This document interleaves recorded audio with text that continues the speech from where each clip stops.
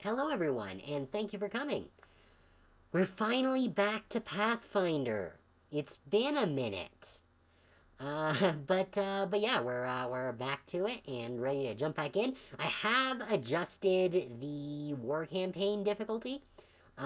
So that should be a little easier, so we're not having to, like, redo battles multiple times. I believe all it does is it gives me more resources and the ability to buy more mercs. So we should be able to build up bigger armies faster. So it should be just a little easier there. I don't think it actually affects the difficulty of the enemies. But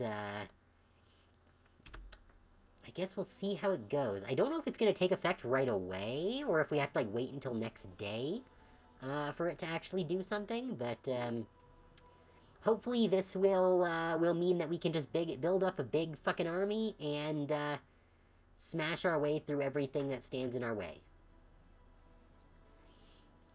Okay, yes. So, what are we... Why is it oriented like this? Wasn't it rotated differently before? Okay, I need to adjust my volume here. Give me a second. That's better. Alright, now I can... I think we'd probably have gotten echo from what we were doing there. Right, so this is my team. Okay, there's all the tags. Was wondering what was going on there. Okay, do we have mercs that we can buy? Not right now. So yes, I think we do need to wait until next day. Okay, yeah, see, so we get 4 free searches. Wait, what the fuck is this? Where'd these guys come from? Crusader Army 3. What the hell is Crusader Army 3?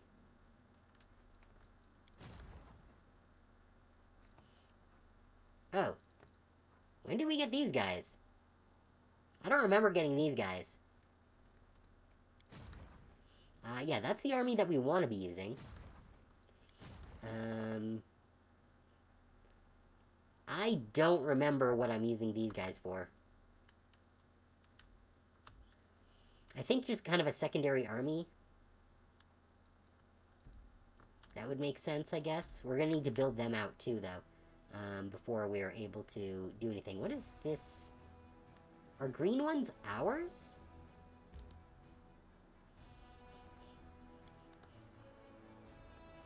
What does this mean to manage... this is a feature that I was not aware of. What is this? This managing of... What the fuck is this? What? Okay, I'm confused. I don't know what I'm supposed to do here. View, build... Oh, we can build things? Huh. Construction will be finished in 3 days. Plus 10 to energy for all generals. I don't know what energy does.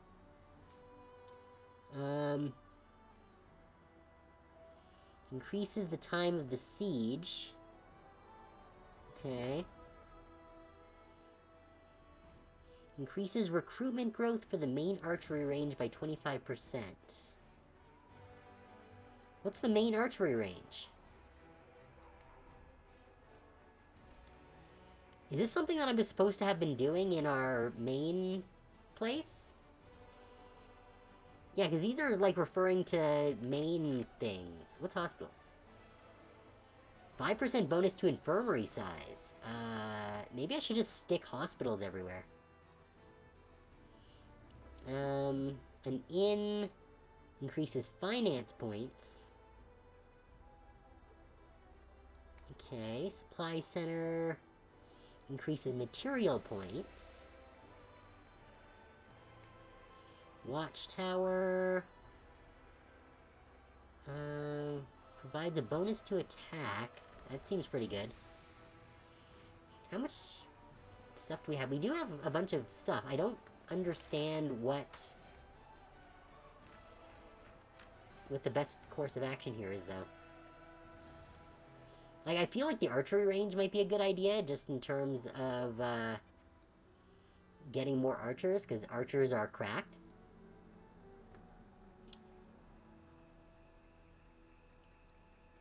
And I don't know how long it takes.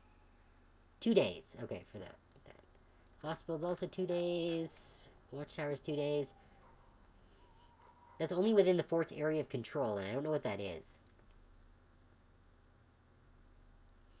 Supply center would be good too, though, because that'll give us more materials.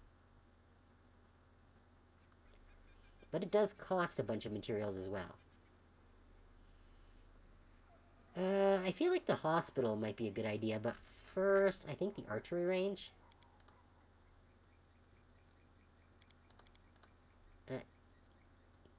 Oh, okay, these are the squares where we can put things. I thought that it was going to take up all 4 of these squares. Okay. Sure, we'll put an archery range here. Can I build more than one thing at once? I can! Okay, let's build a hospital as well.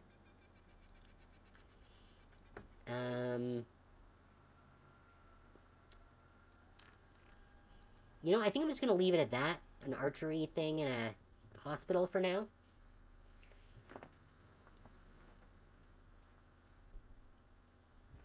Okay, this is new functionality that I was unaware of. Okay, yeah, if we do this, so we do have an archery range. Or wait, no, do we not have an archery range? And we would need to buy an archery range?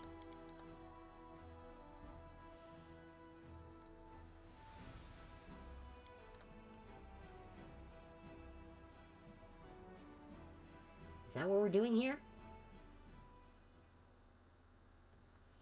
Okay, so we got a lot of space. So we do have a main archery range. And, all this other stuff here. A smithy. The +1 bonus to attack for all trainable units in adjoining buildings. Only 1 smithy can be built in each fort except Dresden. Okay. Arsenal gives bonuses to AC for all trainable units in adjoining buildings. Okay, where's our things here? Where's our archery range? That's the archery range. That's beside the arsenal. That's the barracks, allows recruitment of thingies. That's the smithy. Okay, so the smithy and the arsenal are giving our archers bonuses here. Okay. Okay, this is a lot. I wasn't aware that there was all of this extra stuff here. I kind of want to build a whole bunch of hospitals. We don't have the materials for it, but I think we should be getting them before too long. Maybe I should just make this area our hospital area, because then we don't have to worry about things being adjoining. So you can stick a hospital there. Sure.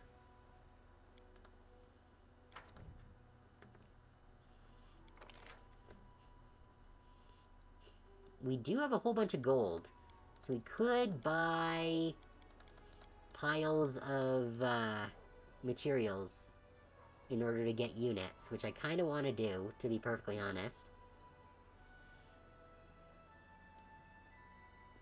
Because I'm cool with spending a bunch of money for resources here.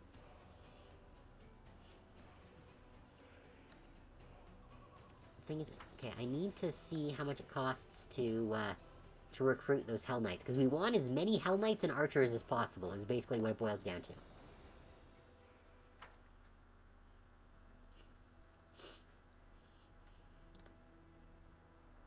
What's this? Keeper's Canyon. Nothing's there, okay? What is this? This is Army 1. Okay. So, if we buy these guys, they are expensive. I would need a big pile of money. So maybe we should wait.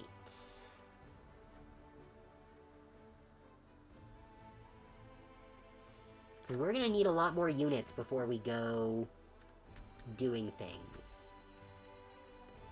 Okay, so what if I, Actually, you know what, let's switch...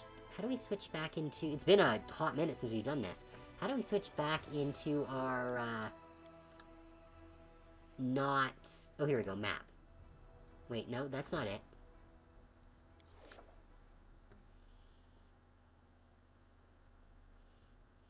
Wait, is this just... Okay, wait, where am I? Where are my dudes? You are not my dudes. Are you my dudes? No. Nope, you're the other dudes. Where are my dudes? Where did we get to? What is this? Reliable redoubts. Okay. Where's me? I don't know where I am. And I don't have that toggle here. Is this map only for doing...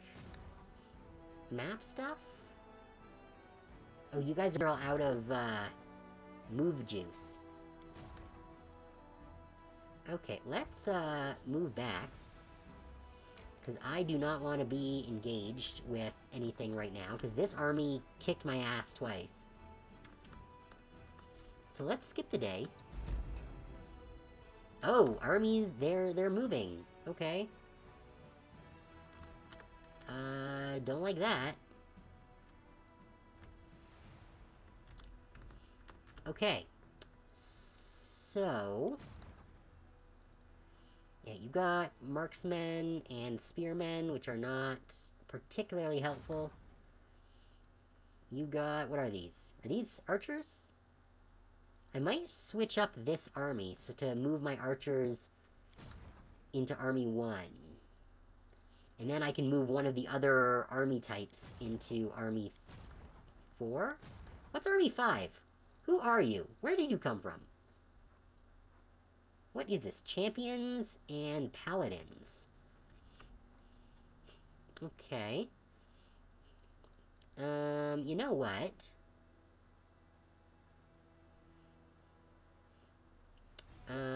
Let's move everyone onto here.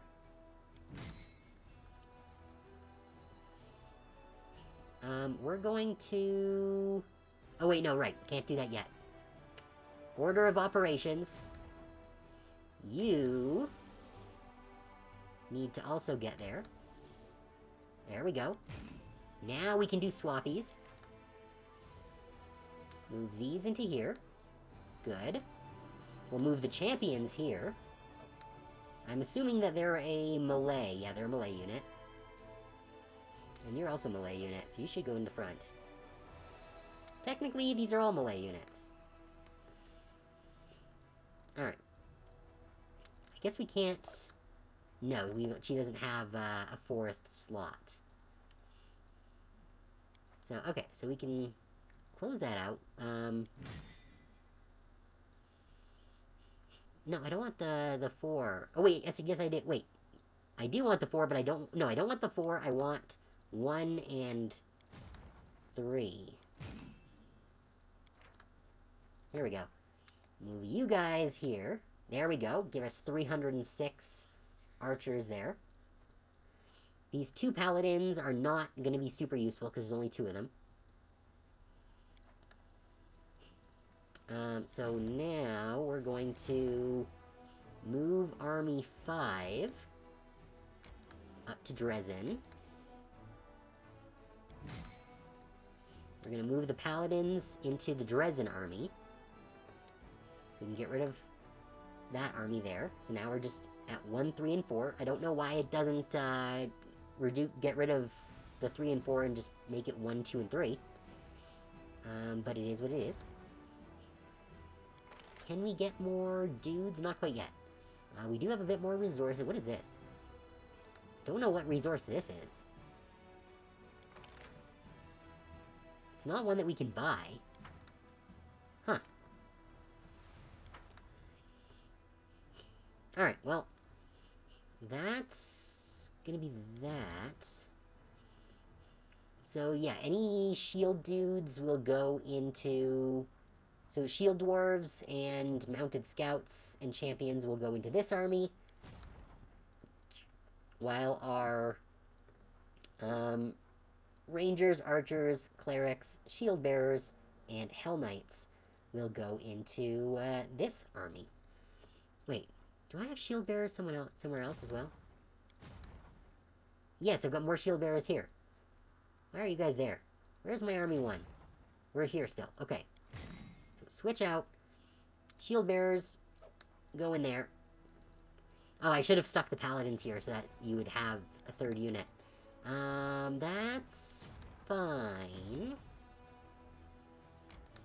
I'm gonna bring you into Dresden so that you can do some swappies here. The paladins are still kind of useless. But you can take the spearmen, I guess. Are these marksmen? Yeah, these are range guys. Okay. Yeah, okay.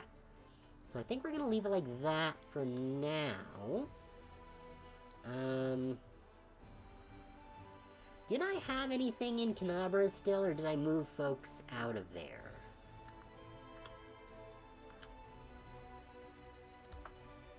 No, I don't wanna... Okay, I guess I don't have any armies there. That's fine. Oh, that's a lot of, demon armies closing in on Casimira's, or not on Casimira's, on Dresden here. Not thrilled with that.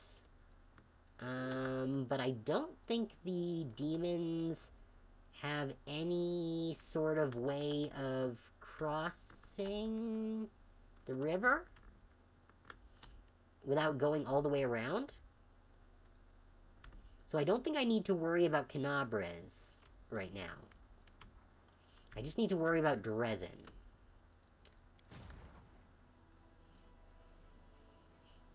Which I think I should be able to deal with mooks.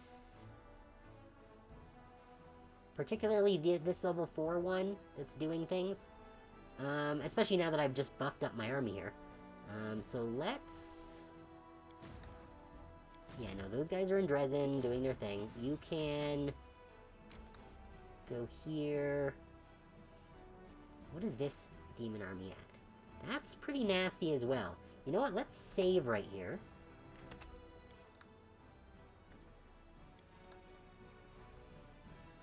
Good. And... thing is, I don't know where this path goes, or if it goes anywhere doable. But let's see. Okay, that goes there. Yes, we will pursue them. Because we need to kick their butts. Actually, I might just put this on auto. The fights.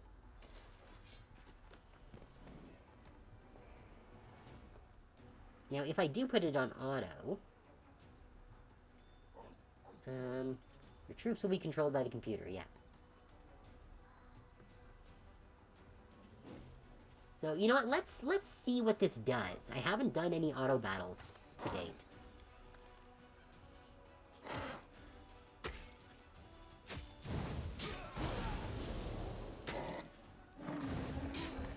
Okay, we seem to be doing pretty well.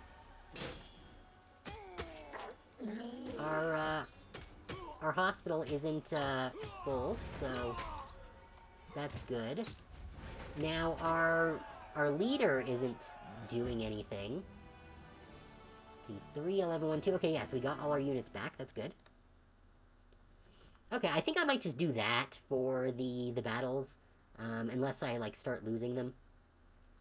Because that's going to be way faster. And I'm not entirely sold on this war campaign thing.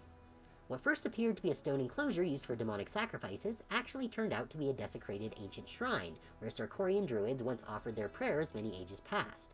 Soon, it will once again become a bastion of peace and spiritual fortitude. Hey, we get an extra energy every day. That seems cool. Not gonna be able to deal with, this demon army. That's a problem.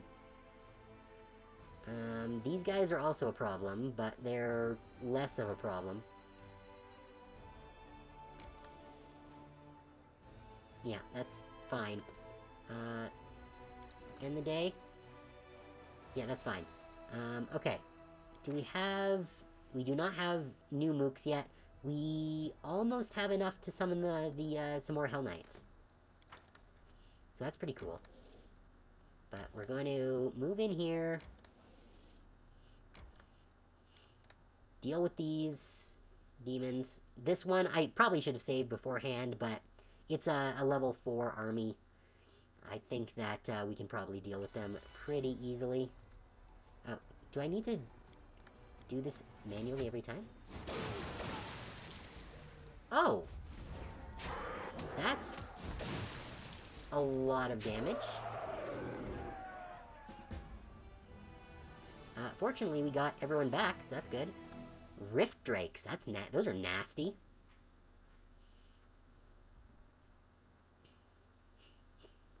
Not a fan of those guys.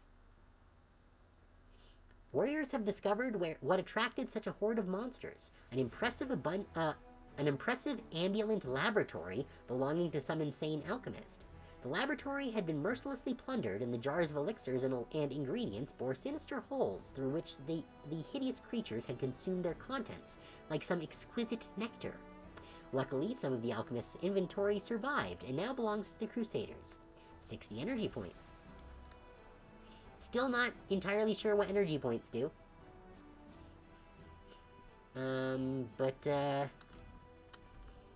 Yeah, the guys down here are moving northward, so I think I need to get my army as jacked as possible. Let's save. Hey Ray, thanks for coming. We are currently fighting some demons. Oh yeah, here can we run the tactical combats automatically? Yes. That's the one that I was looking for. What are these? Oh, can we do these things now? Anevia wants to talk to the commander about one of her companions. Okay.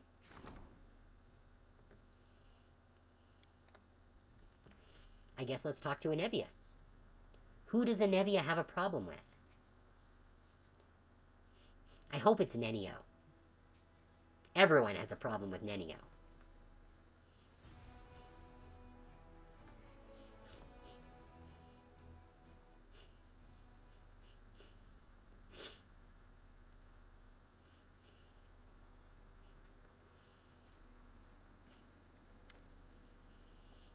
Commander, Anevia greets you with a slight nod. I have some information for you. Though what I found out is mostly innocent, it might be a cause for concern. Tell me. Soldiers have been gathering in the graveyard to play cards. We usually turn a blind eye to such things. Though it's against regulations, we let them enjoy themselves as long as they don't cause too much trouble. And that's usually the case. But recently, my people have noticed Sociel among them, and the gambling seems to be having an unhealthy effect on him. As you know, I usually keep my nose out of other people's private affairs. With all these spies and cultists, I have too much on my plate as it is. But this time, it's about someone you trust with your life, so maybe you should do something about it. This isn't an official report, just a tip-off from a friend. Thank you for the information. You're welcome.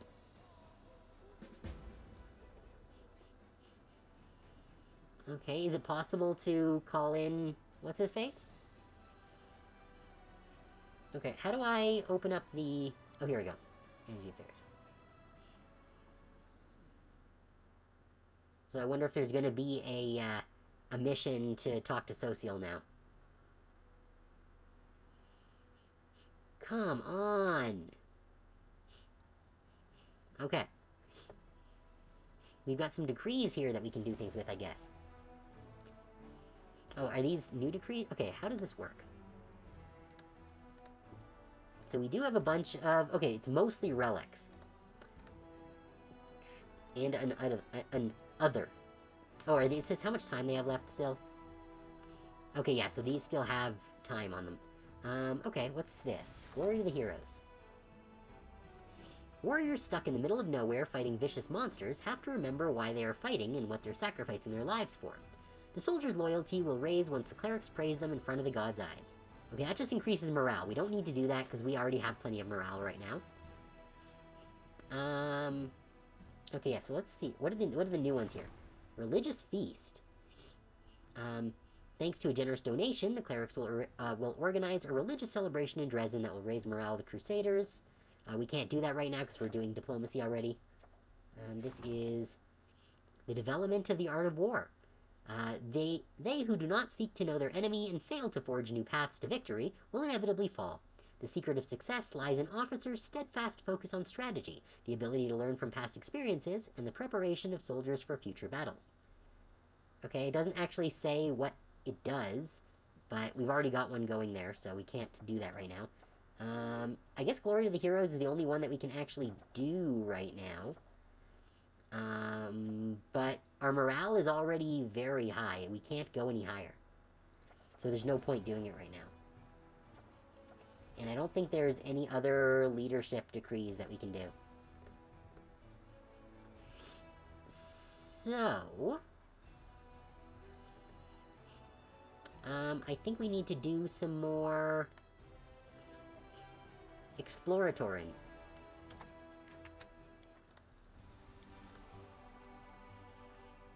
Alright, let's try and, take out these guys. Oh. That's further than I thought. I thought it was gonna go to this one.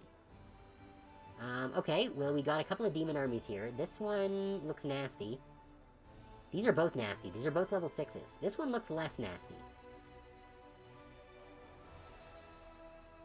I don't think we can actually get to that, though, without going through here.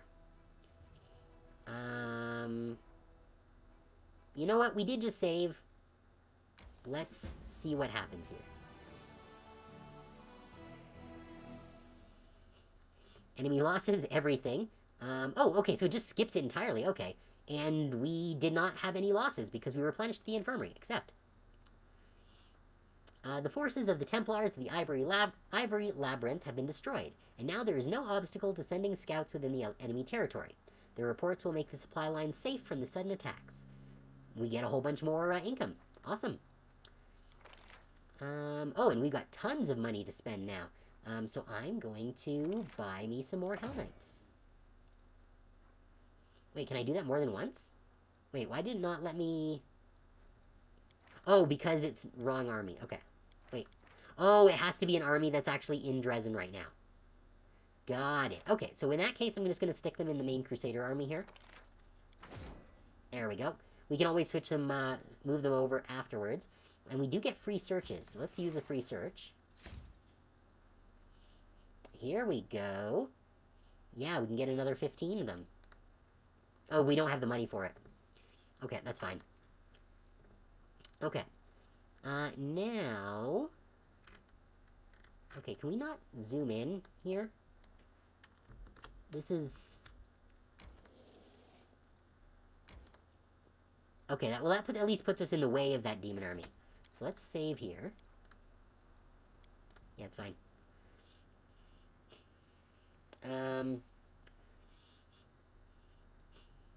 Because really, I want my Army 1 here doing basically most of the armying until we can get our second army up into a position that it can do things.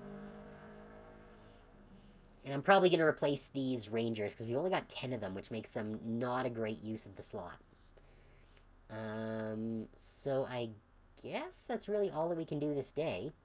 Let's skip the day. Yep, that demon army's coming down. I'm not sure what exactly I should be doing with this demon army here, because this one keeps moving. I don't know what this place is. What is this place? Winter Sun.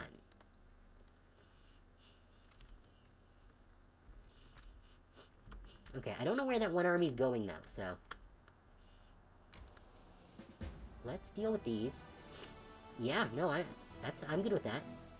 Evidently, demons had taken a liking to this place and had been using it as a sacrificial site for quite a long time. A dagger, presumably used for killing innocents, was found plunged into the center of the ritual symbol. What is this? Edge of Force. It's a +2 dagger. Cold iron, finesse wielding. Whenever they cast a spell with a force descriptor, it deals an additional 2 force damage per die roll. Oh, so this is basically a dagger for people with magic missile.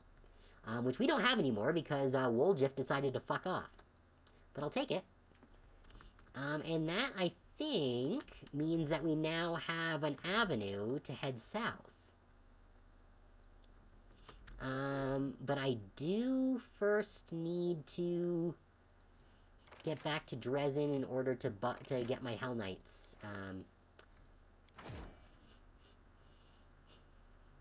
Back.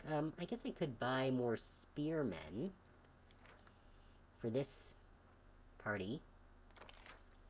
Yeah, I'll do that. Just fill in the spearmen here. Hopefully, at some point, this army will actually be useful. Because it's not right now. But I do want those Hell Knights in my main party here. I wonder if I can just spin them off?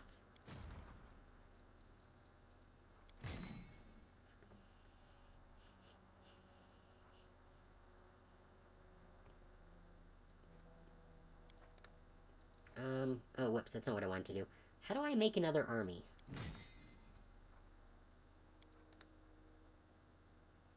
Oh, no.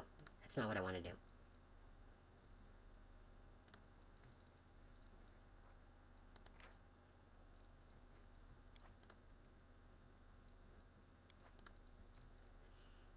How do I...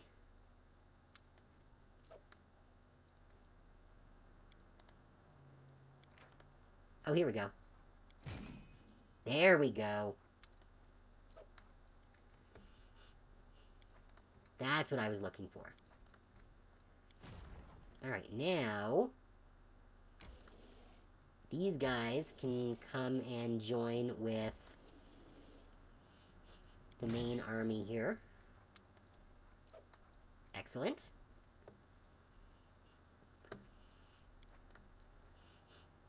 Good.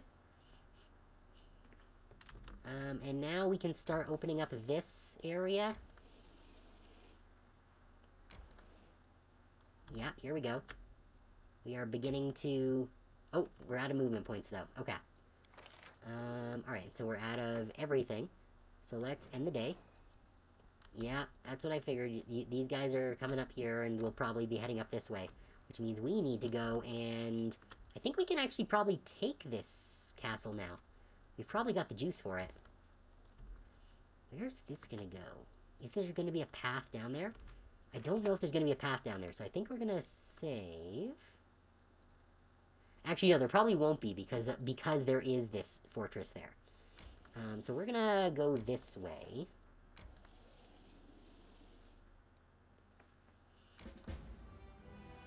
Yeah, we didn't lose a single thing. And now, an enemy army has reached you and now attacks, okay? I'm totally cool with that. Oh, and it looks like we've dinged. So we get an ability. What is this? Alright, we already got that one, so... let's see. Deals fire damage to a unit. Make a unit unable to move or act. That is actually really good. And heroism is just smallest. We're gonna take hold. Being able to stop a unit from acting? That's huge. Okay. Do we have more mooks that we can summon yet? Not quite yet. Alright, let's see if we can take on these guys. After we save real quick. You know, I should just be quick saving. There's not really a need for me to do a full save each time here. Good. Crusaders attacked the demons at a propitious moment when they were trying to sink a stash of cold iron ingots in the nearest sand swamp. That hoard of metal would have been deadly to the beasts of the abyss and safely ended up in Mendevian warriors' care instead. We got 200 material points. Awesome. Okay, now the question is, where do we go from here? Because there are some options to have gone places from here, but I don't know what that means as far as distance. Can we actually do anything here?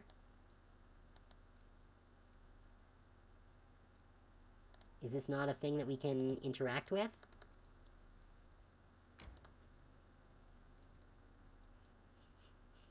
Oh. What if we can... Oh, we can't. Right. Okay. Fine. Fine, fine, fine.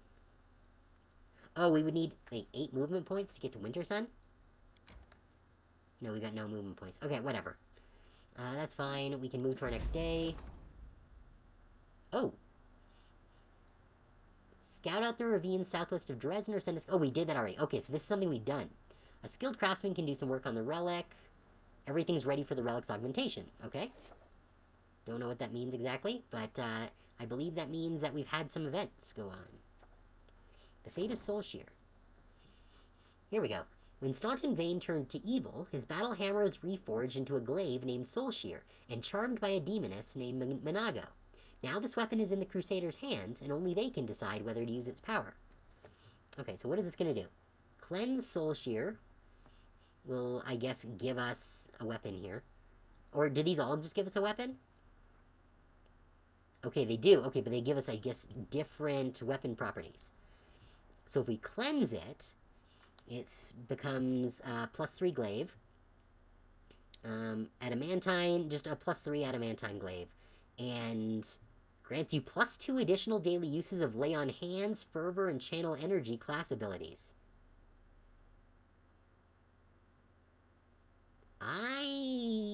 It is two-handed, so I don't necessarily know if I want to give up our paladin's, I can't remember her name right now, her shield in order to use that, but it's quite pretty good. Leaving it as is makes it so whenever the wielder of this glaive kills a target, it summons a demon till the end of the fight. Only one demon can be summoned, and if the blah blah blah, yeah. And if we charm it, your mount gets +3 bonus on all saving throws and +3 bonus to CMD, whatever that is. But I don't like the thought of that. I think we're going to cleanse it.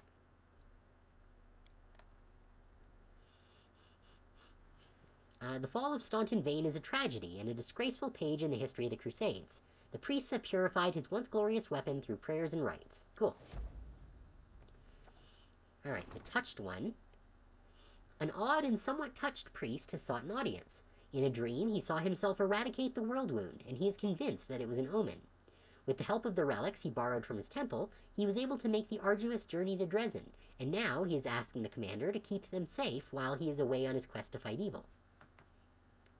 Agree letting the priest go to his death. It doesn't even give you the option of pretending that he might succeed. Okay, so let's see. This option's unavailable because you do not have Arushale among your companions, or because she has lost interest in the affairs of the Crusaders. Okay, so if we had managed to persuade Arushale to join us, then we would have had another option here, which I'm guessing is probably would be like her telling him that this was a trick sent by demons or something. So if we do this, okay, what is Relics of the Blessed One? Holy Disruption Heavy Mace. One-handed +3 mace. Makes it good aligned and deals an extra 2d6 against evil. And any undead must succeed on a will save or just be instantly destroyed. That's kind of amazing. And it's a plus, just straight up a +3 weapon. That's kind of awesome. What if we convince the priest? Our finance points increase by 20.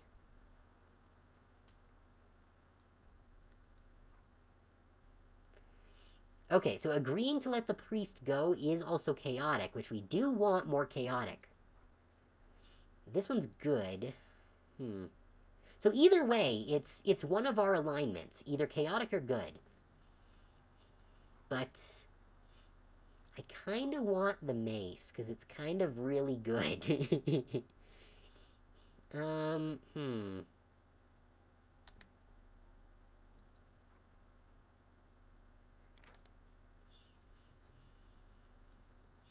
when that says finance points income, I assume that means permanently. So that's just like a passive additional +20. Rather than just a one-time 20. You know what, we've got so many weapons already. While this mace is good, I don't know if it would be better than what our paladin already has. So, you know what? We're gonna convince the priest that his endeavor's doomed. Upon hearing out the commander, the priest admitted he may have succumbed to the sin of pride. Enlightened, he departed from Dresden and went to preach to the people and collect donations to support the crusade. After all, only the commander's army can defeat the Abyss. Okay, well we just saved his life. That's nice. Oh, is that what this is? Blissful ally. Yes. Okay. Cool. Erebeth wants to talk. Okay. Erebeth seeks an audience with the commander. She says she is worried about CR, the leader of the Everbright Crusaders. Okay. Time to go through more loading screens. I gotta say, that's probably the thing that is the most obnoxious about this game. Like, even considering all the weird UI decisions, the fact that so many switches require a loading screen, especially in stuff like here, where strictly it shouldn't be necessary. Like, what they should really have done is made the loading screen outside of the Citadel, and made the Citadel its own special zone that could be loaded as part of the Crusade stuff. Commander, I have alarming news. Sir CR seems to be ill.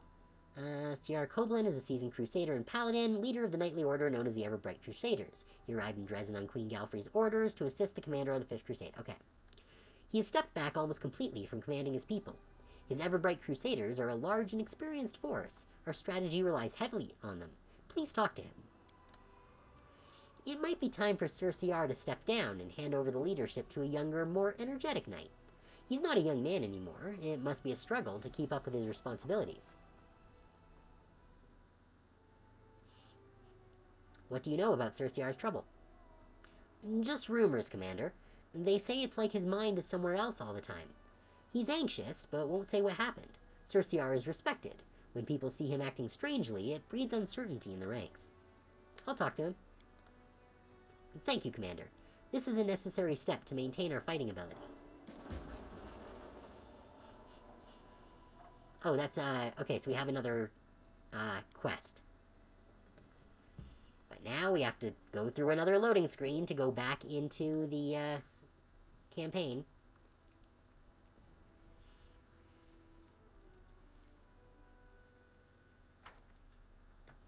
Okay. Okay. So orders to Erebeth still have 2 days on them. Fate of Soulshear is done, I guess? Or maybe we have to go and do that in Dresden? It looks like we got a whole bunch of stuff that we can actually do now, so that's good. We can't do the development of the art of war, unfortunately. What is this? Strengthening diplomatic connections. Financing a crusade is a costly process, and the Diplomatic Council has to come up with new tricks to preserve the friendship of countries and nobility sponsoring the commander's army. Sure. That'll be done tomorrow. Development. What's this new one? Wait. Why do we have 2 of the same one here? By upgrading an outpost to a bastion, the commander will expand its territory for buildings as well as allow the construction of advanced structures there. One fort of the outpost level with at least 3 of the 4 construction slots filled can be upgraded to a bastion. Okay, I don't think we have any outposts that are set to become bastions.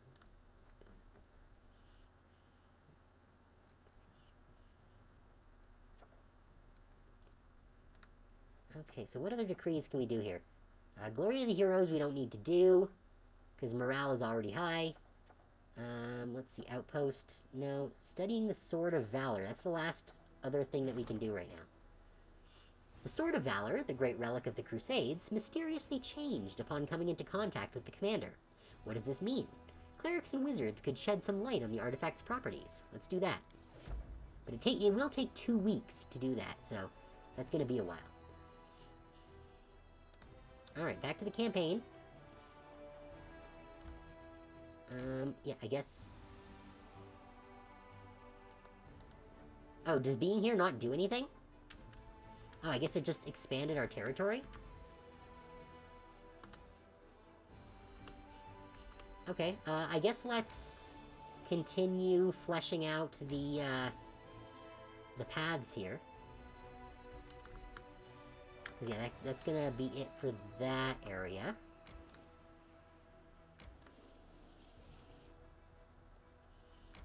I want to, flesh out down here.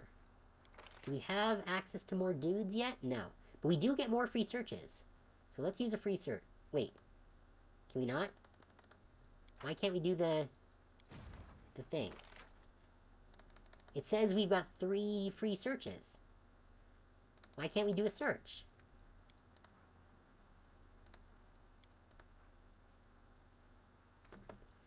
I don't get it. Do we have to be clicked on Dresden? No.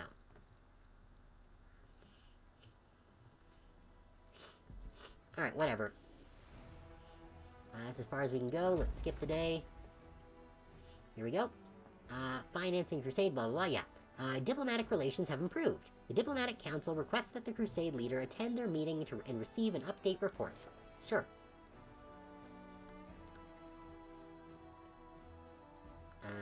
Decrees. Yeah. Okay, how do we do that?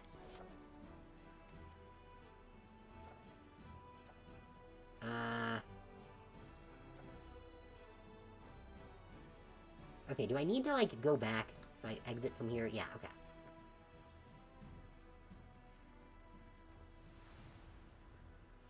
So many demons to kill! We don't have time for this!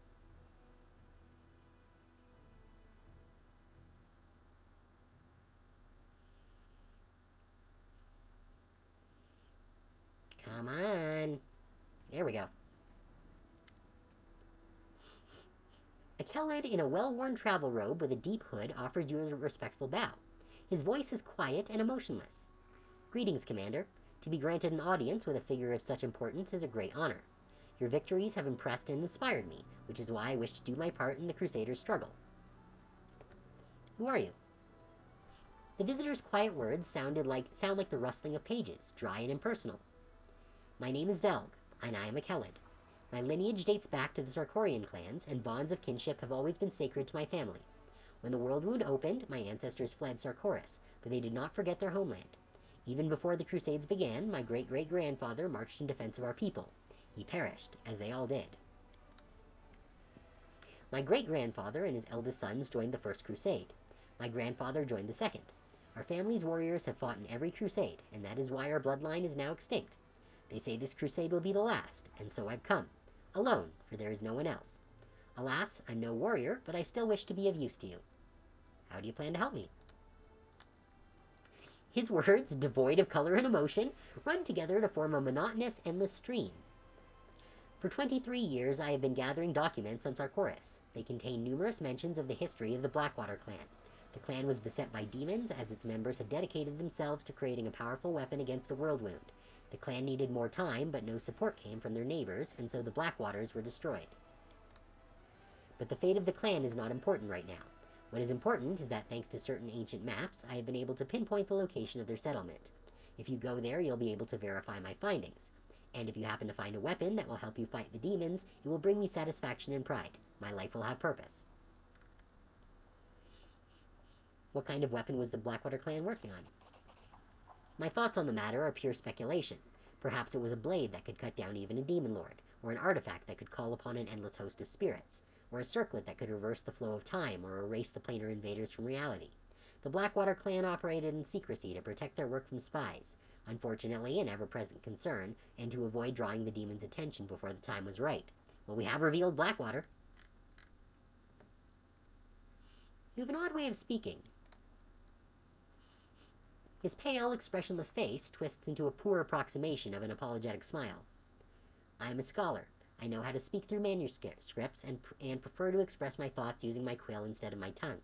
Social interaction is not my area of expertise, so I ask for your understanding when it comes to my rather rudimentary communication skills. Thank you. I'll put this in. I can't believe it gives us the option to just execute him. Some random dude who came and gave us information. No. Thank you. I'll put this information to good use. He bows deeply. It pleases me to be of use to you. Alright, what's next? Darren looks around as if not exactly sure what he's doing here. Ah, Commander, how's our crusade doing?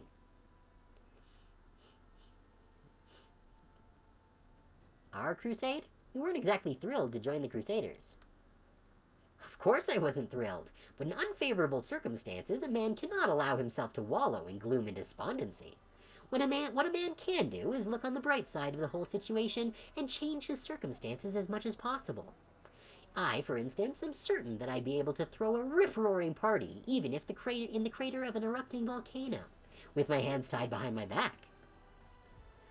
So, what brings you to me?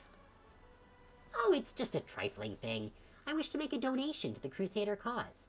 It seemed a smart decision to me, because what's good for the Crusade is now tightly intertwined with what's good for yours truly. What does he want? I did have to give the revenue from my estates a good shake-up and send a few couriers scurrying about, but we will get to the rest of this dialogue right after the break, so stick around.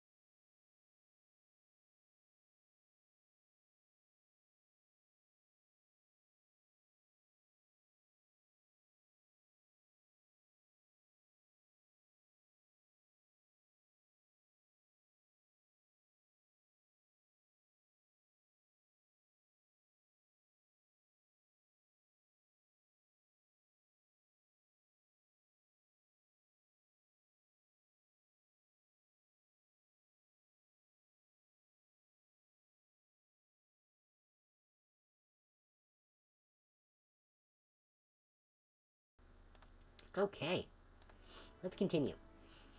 I did have to give the revenue from my estates a good shake-up and send a few couriers scurrying about, but in the end I managed to acquire a couple of decent items. All in all, here is my donation to the crusade and its commander. You must try them out for yourself. I offer these gifts from the bottom of my heart. Ah, and here's the turnabout. A couple of vile wands. Wand of Pox Pustules and Wand of Ray of Sickening.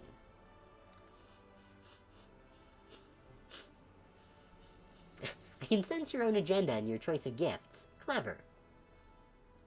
Yeah, you know what? We're not going to give him the satisfaction. Thank you. These will come in handy. Excellent. I was happy to contribute. Good day to you, Commander. Alright, what's next? Here we go. Commander, upon hearing word of your victory in the Battle of Dresden, many leaders in Avestan have considered taking a more active supporting role in the crusade. Fighting demons in the name of saving the world is a prestigious endeavor, especially when the war is going well. The one whose help is accepted first will increase their standing in the political arena, which is why the powers are now competing for the right to conclude an alliance with Mendev before their rivals do. Neurosian has already chosen which of them is to be favored. Eisger. We've been building an alliance with that nation for a long time, and now the capital is expecting you to address the steward of Eisger with an official offer to support you. Lastwall is Mandev's most trusted ally. If we are to ask someone for support, it should be them, the Shining Crusade. What say we invite the Sword Lords of Brevoy to this party? The righteous Mendevian knights just love those hot-headed provincials who will draw their weapons and challenge you to a duel at the drop of a hat. And get this, they win such duels. Neurosian will be ecstatic to have allies like these, and I hope the demons will enjoy their company as well. Yeah, why does Neurosian decide whose help I should accept? Because you are, with all due respect, one of Her Majesty's subjects. Technically, we're not. We are not a citizen of Mendev. We came here during the festival, and we got swept up in this. Lady Konomi's voice grows sterner, but after a moment subsides into a more confiding tone. And because it took great effort for Mendev's diplomatic corps to win Eisger over and ensure you would receive their help, are you confident that the allies you choose yourself will be as reliable? We can't call everyone for help? I wish we could, but we can't. The Chelaxians and their colonies can't stand the Andorans, Malthun is at war with Nirmathas, Nidal and Lastwall are at daggers drawn, and all of them envy the wealth of Absalom, protest against the godlessness of Daruma, and fear the revolutionary plague of Galt. They can tolerate each other in small doses, but an official letter from the commander summoning one of the nations to assist the crusade will lead to, shall we say, an eruption of toxic volcanoes across half the courts of Avestan. So I'm afraid you'll have to choose which of your allies is most desirable to you. Let's see what the council has to say. Lady Konomi's voice turns silken and somewhat condescending. Commander, we both realize that Mendev's political interests lie beyond the competence of this council. The decision has already been made. In the capital, Neurosian has shown courtesy and concern for your authority by allowing you to implement the decision yourself.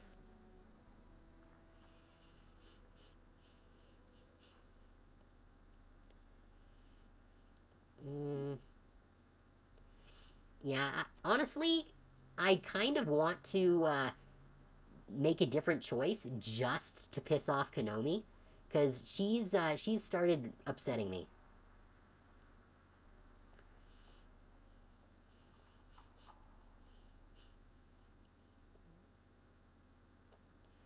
I don't think we want to say that she's making me angry. That's what jerks say. I trust my own council more than the royal council. Indeed, what could Her Majesty's most loyal servants possibly know about diplomacy? Let us listen to the council.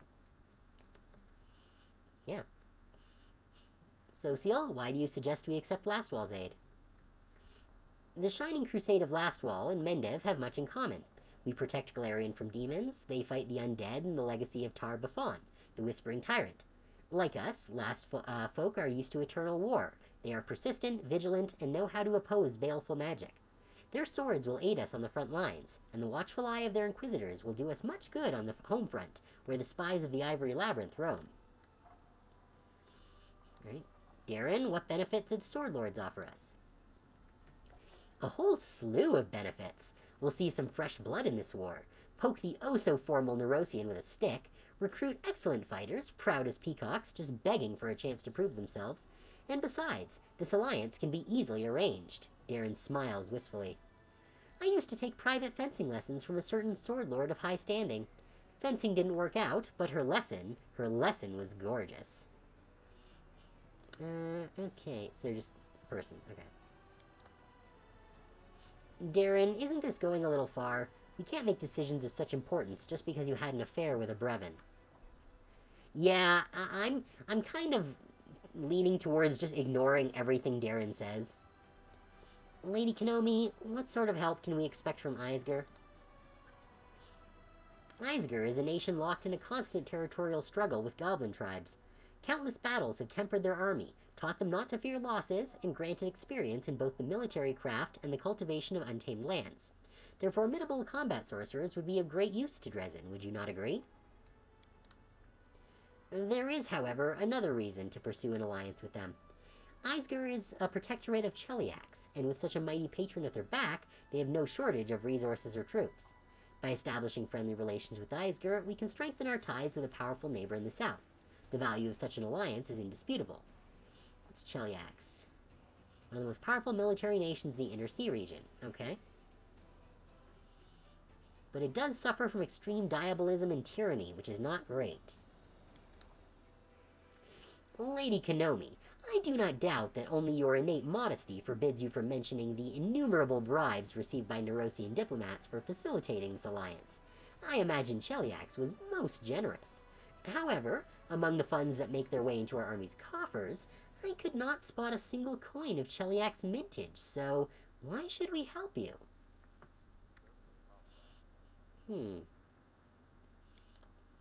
Okay. It is my hope that your decision won't disappoint the Royal Council. I'm kind of tempted to disappoint, but what are our options here? Okay, unlocks Inquisitors and get 12 of them. What do they do? So they're a melee unit. They can give themselves... Oh, they can give a unit a +3 bonus to attack and saving throws for 3 rounds. And they just have a passive bonus to attacks against spellcasters. It's not bad.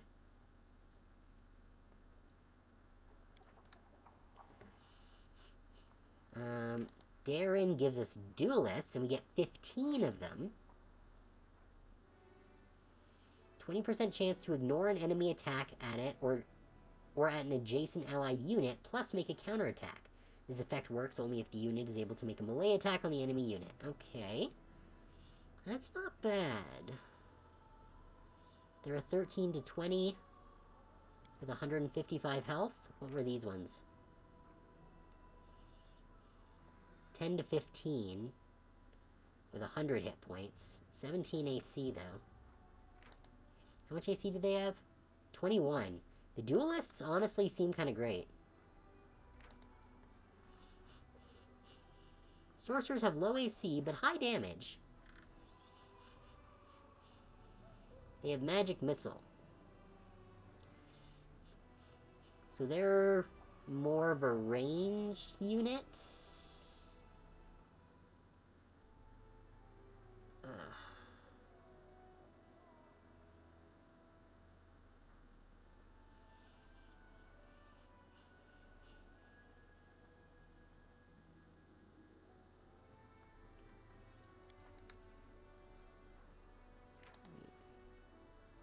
Wait, what?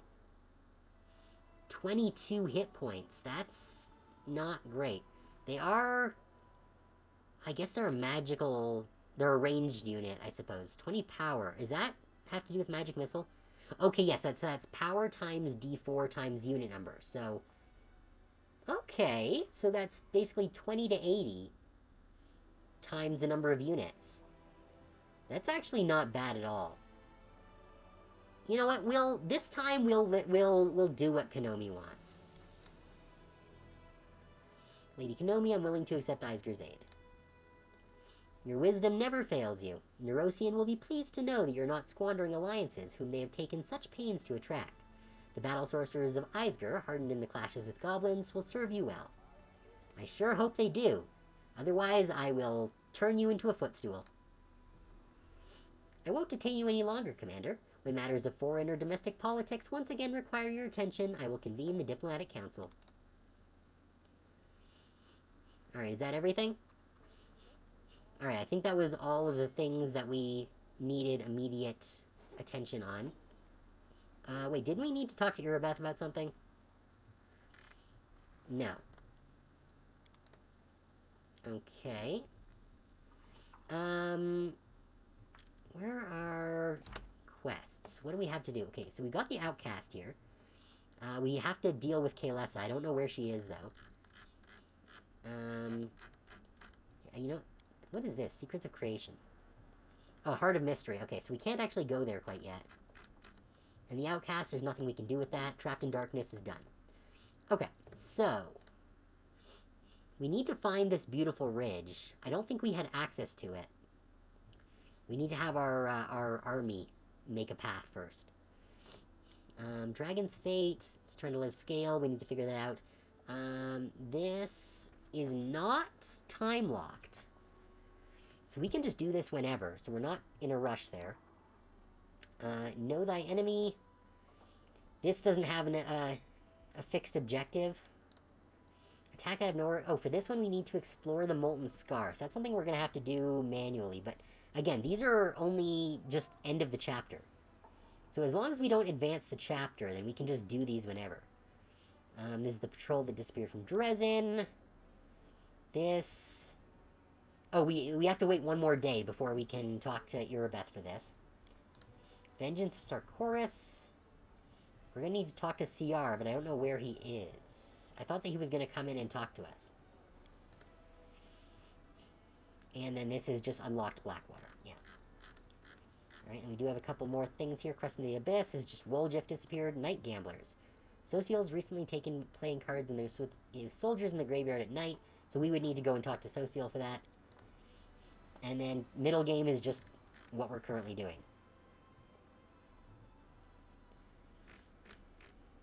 Okay.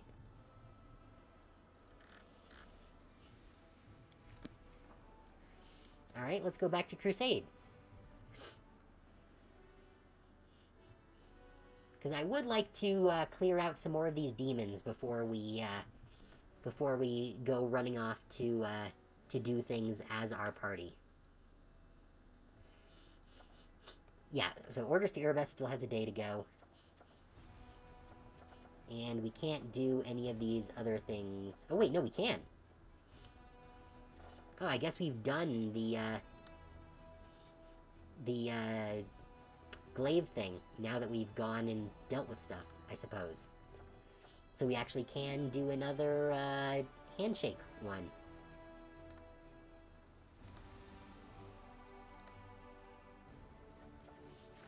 Oh, we could do the religious feast, but it would take 7 days. But it increases our energy point income, but reduces finance points. Not a fan of that one. We don't need to do Glory of the Heroes, because our morale is already up. Relics, here we go. The Phylactery of Stevanius. Chillroar's Hidden Tusks. The Unholy Symbol of Ravagug. Or the Crest of the Fallen Knight. You know what? Let's do the Crest of the Fallen Knight. It'll cost us 1,100, but I think we got that much. Let's do that.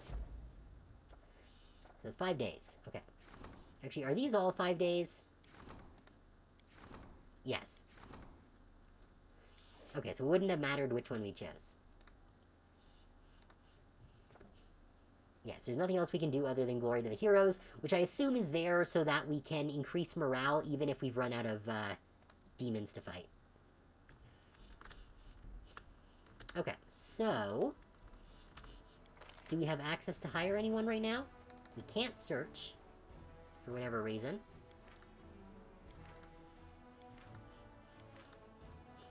And you do not have access to another person. So let's continue expanding our path. What's this?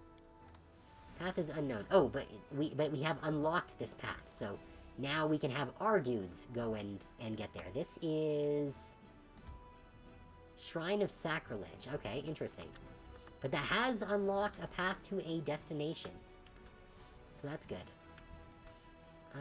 Where do we want to go next? I kind of want to see if we can unlock these destinations. I don't know how we're supposed to do that, but I do kind of want to wipe out these guys in the Lake Lost to the Sun zone. Because I feel like that's probably the next best region to clear out. There is still this one here, but that would take spending some more time doing that. And, yeah. Yeah, no, I think we're gonna go up.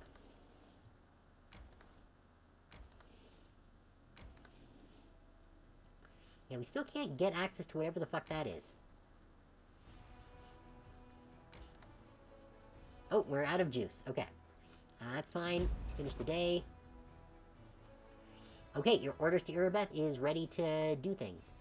Irabeth has been appointed squad commander in the Vanguard. Okay. So I don't think that's something that we have to actually deal with. But it does mean we can do the development of the Art of War now. So that'll be a day. Okay, so... Alright, we can hire dudes now. Why can't we hire any of these mounted scouts? Alright, but I do want to recruit all the archers. Here, yeah, I guess we can put them in here.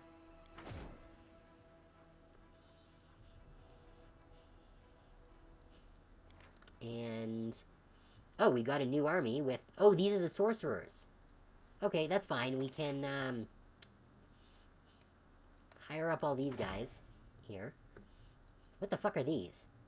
Rogues! We can get rogues now. And conscripts. And more champions. The champions actually are not a bad idea, because we can add those to our existing pool here.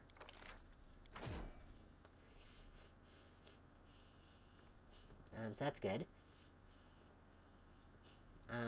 Now, as for these ones... Wait, what? What did I just do?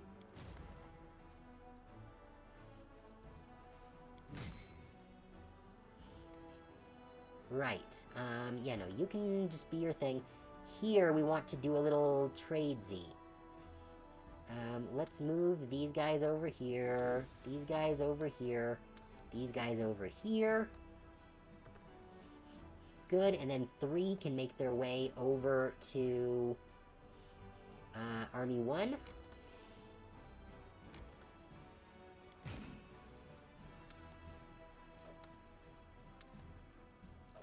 Boost our army, good.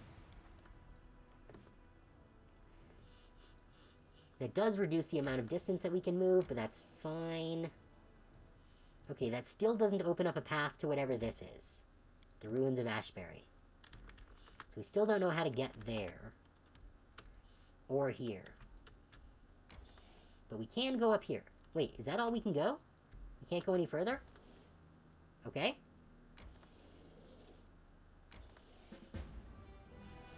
Good, we crushed them. I'll accept that. The Crusaders killed the cultists who were gathering an army of wild giants to storm Dresden. Now that Dresden is safe, workers can be transferred from the urgent strengthening of the walls to other important tasks. And we get some more finance points. Excellent. Now, the question is anyone else going to be moving, is the question.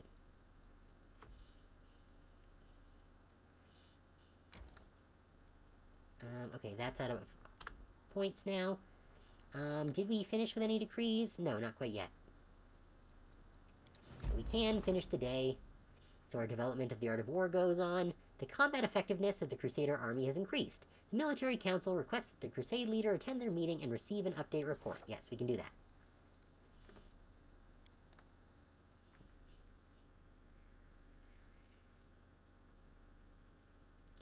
If an angel can fall, does that mean a demon can ascend? I don't know.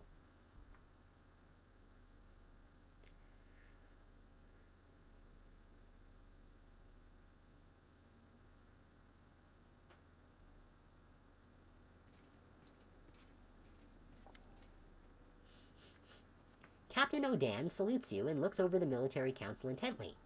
Our intelligence was correct. Koramzadeh's host marches on Dresden. In his position, the wisest course of action upon reaching the walls would be to lay siege and wear down our forces with nuisance raids.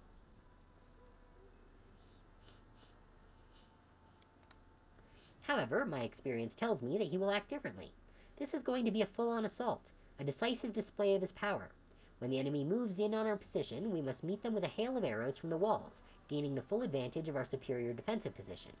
To prepare our army for this battle, I propose to pass a reform and increase the presence of ranged troops in our ranks.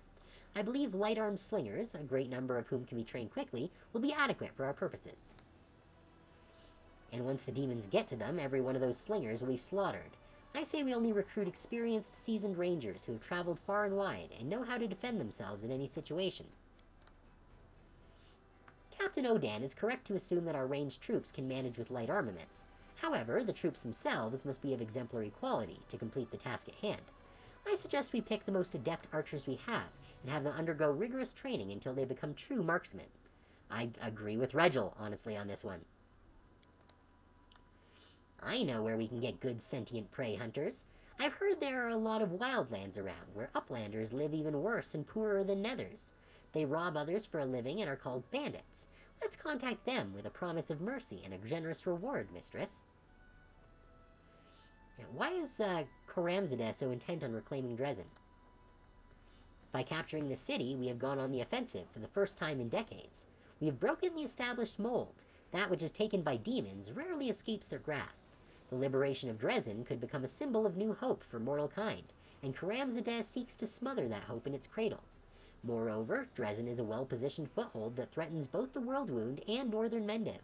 Koramzadeh cannot fail to appreciate its significance. But there is also a more pragmatic reason. Back in the day, Koramzadeh planned to capture Dresden himself, but Minago beat him to it. If he takes it back now, he will finally have his glory, as well as further humiliating Minago. Alright, let's hear out my advisors. Why Ranger, Sela? We can't bolster our ranks with hunters and shepherds who can shoot an arrow but don't know anything about melee combat. War is not shooting partridges out of the sky. The demons could easily break through our ranks and attack our archers. And what happens then? A massacre that will leave us digging graves for a bunch of boys and girls? Rangers, on the other hand, spend their whole lives traveling, and they know what it's like to rely on no one but themselves. They're battle-hardened, and they can wield both a bow and a blade to fend off a dangerous foe if need be. In worrying about the lives of individual soldiers, we must not put their safety above expediency. The price of defeat will be the loss of the entire army, not just a few soldiers. Yeah, Regil, tell me more about snipers. If we take 100 archers and work them to the bone, in time we will discover a dozen with real talent.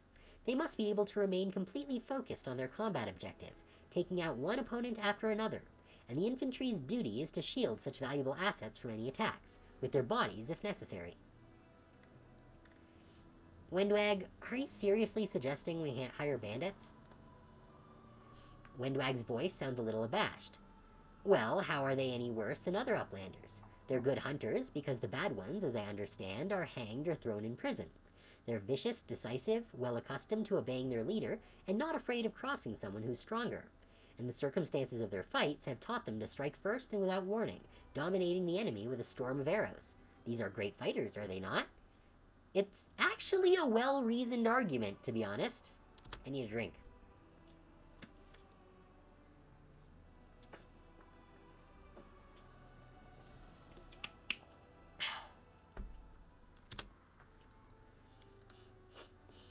Captain Odan mutters through his teeth.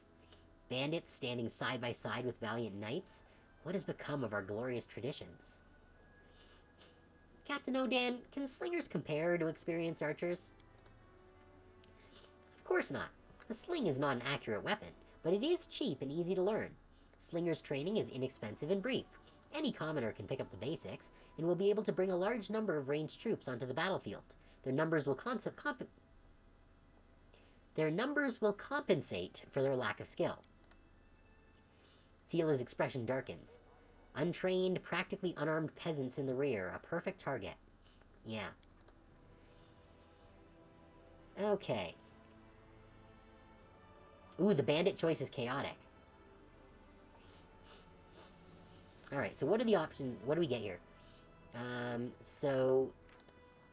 This would give us all archers are promoted to rangers. Okay.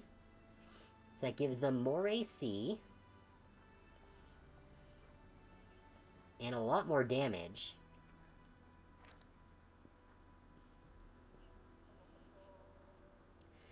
These seasoned warriors are equally good at long range and close quarter combat.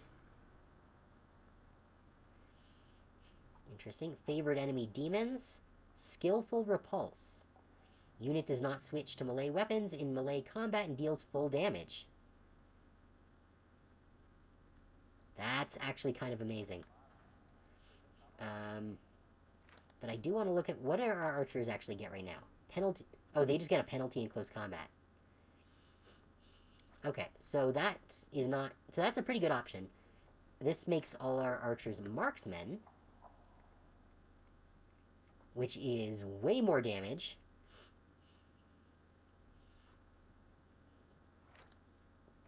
They have precise shot.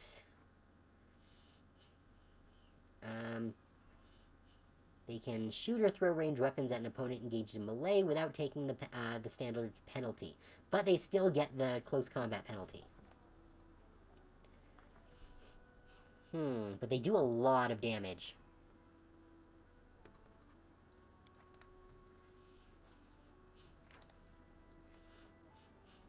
Okay, this, turns our archers into bandits. They still have the close combat penalty. But they shoot twice on their first attack, I guess?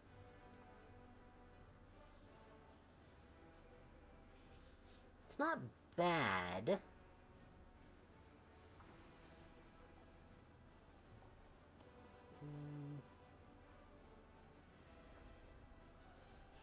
They have low AC.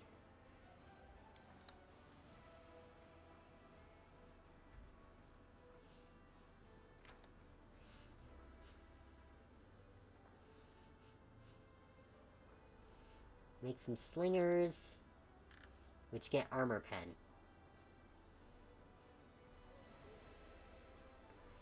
Yeah, I'm not a fan of that. Bandits are interesting, but honestly, I'm kind of feeling the rangers. Their damage isn't the best, but being able to do full damage in close combat makes them pretty good. And getting a +3 bonus to attacks against demons is kind of huge. And they have a ton of hit points. You got 82 hit points as opposed to, yeah, the 22, or bandits have 49. Yeah, honestly, I think Rangers is the better choice here.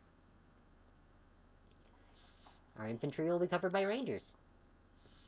It's good to know you're not about to start throwing away the lives of your soldiers. Not all generals, Sela pauses to glare at Captain Odin with undisguised anger, treat their soldiers in the same way.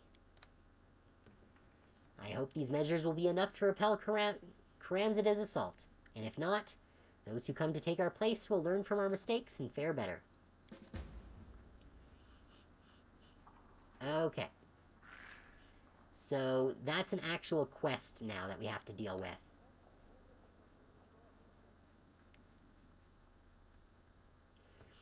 But it does mean that all of our archers, which we've been stockpiling, are now way stronger.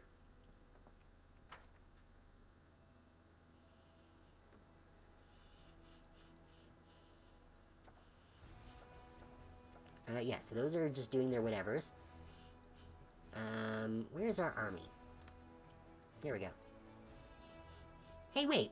What happened to our, Oh! Right. They turned into rangers, which we already had in our party, but we only had 10 of them. Gotcha. Although that did kind of compress them. We had like 300. So we're gonna need to boost those. However, that does open another slot in our team now that we've converted to rangers. Yeah, so what do we actually have at Dresden right now? We got the sorcerers, marksmen, and paladins. Army 4 is composed of the spear dudes, mounted scouts, and champions.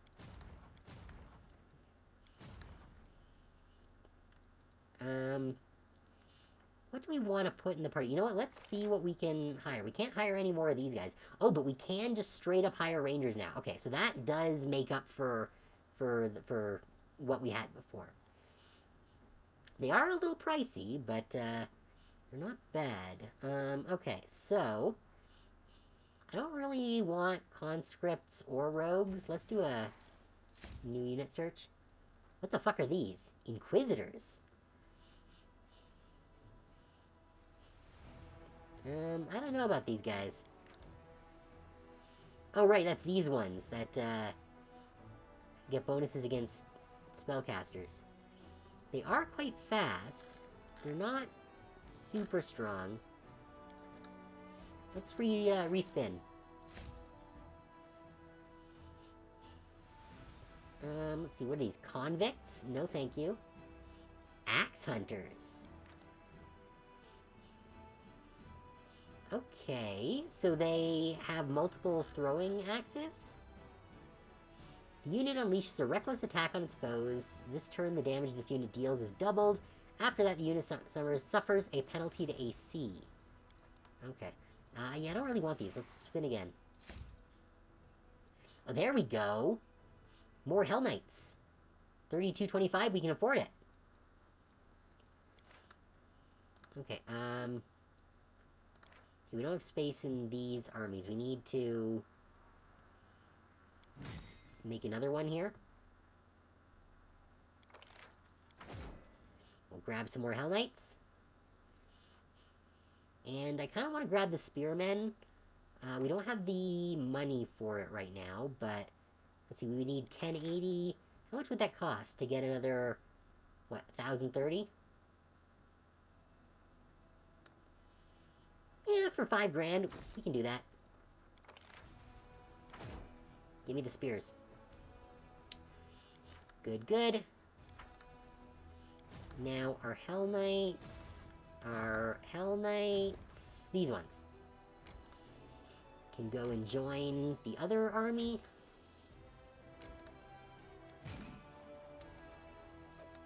There we go.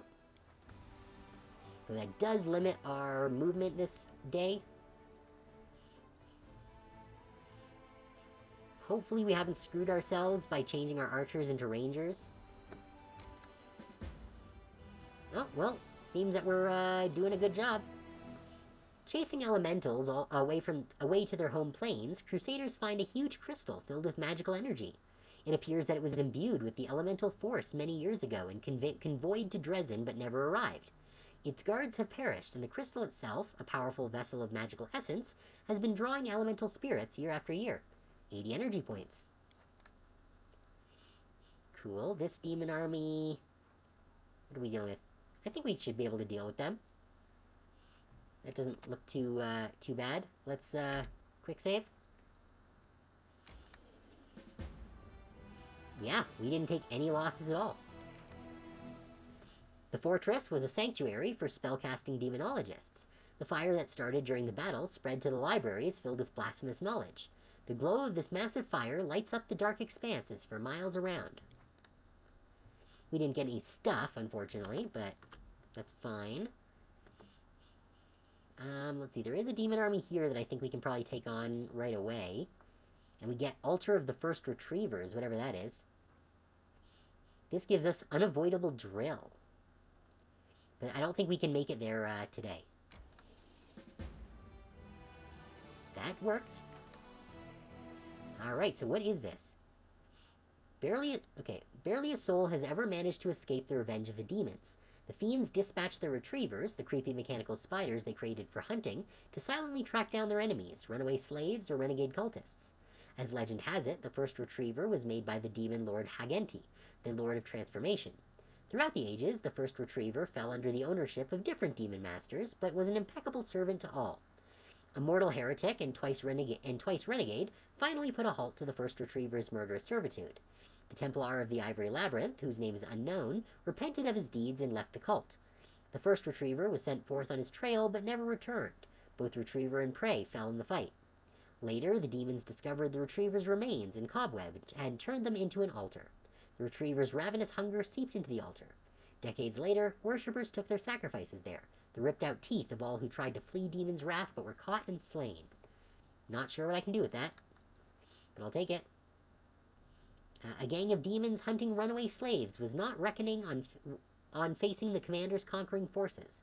Among the bloody corpses, the Crusaders discovered a dark, god-forsaken altar fashioned from the teeth of demons' captured victims and the webs of monstrous mechanical spider retrievers.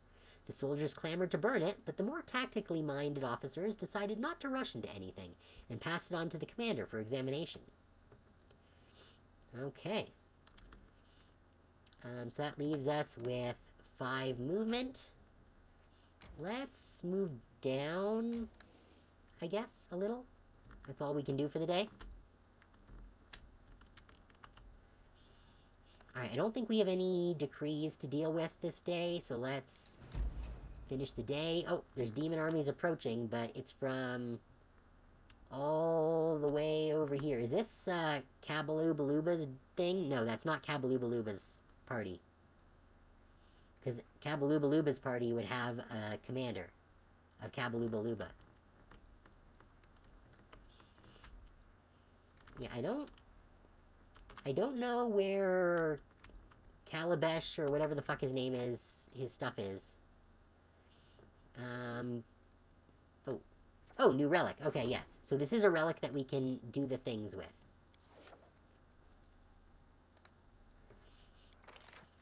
Okay.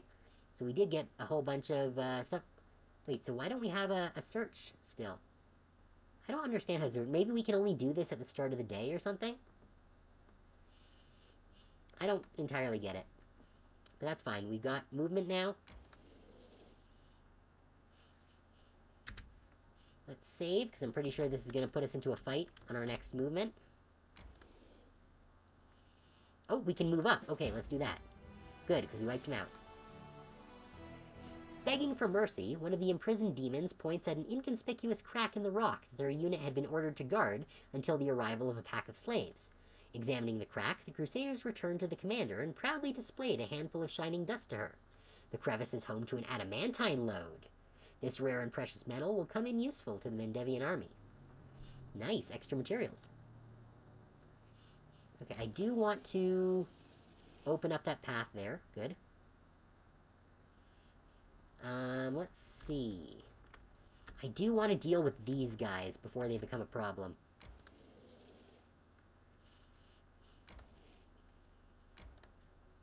Oh, that's all the movement we've got. So let's loop it. Yep, that's fine. They can keep moving towards us. We're gonna kick their butt when they get here. That's why we're doing leveling. Wait, what? Okay, I guess that, opens up that path. Where does this go? Okay, let's deal with this demon army here. Good, they're done. And we got the unavoidable drill. Whenever the wielder of this +3 keen light pick attacks an enemy with damage reduction, the damage reduction is decreased by 1 until the end of combat. That's pretty good. It's not one that we're going to use, but it's nice. It looks like the commander of this unit must have taken part in the attack on Canabras. What else would explain the item in his chest looted from the Tower of Estrid Museum that the Crusaders found? Cool. Oh, and we found a location. I don't know what this location is, but we found it. If I can get a highlight on it. No, I don't want to look at you. I want to look at the location. Whatever. That's fine, yeah. We got a new event. An odd supplicant. Some strange drunkard is claiming that the commander is obliged, yes, obliged, to grant him an audience. Well, we might as well.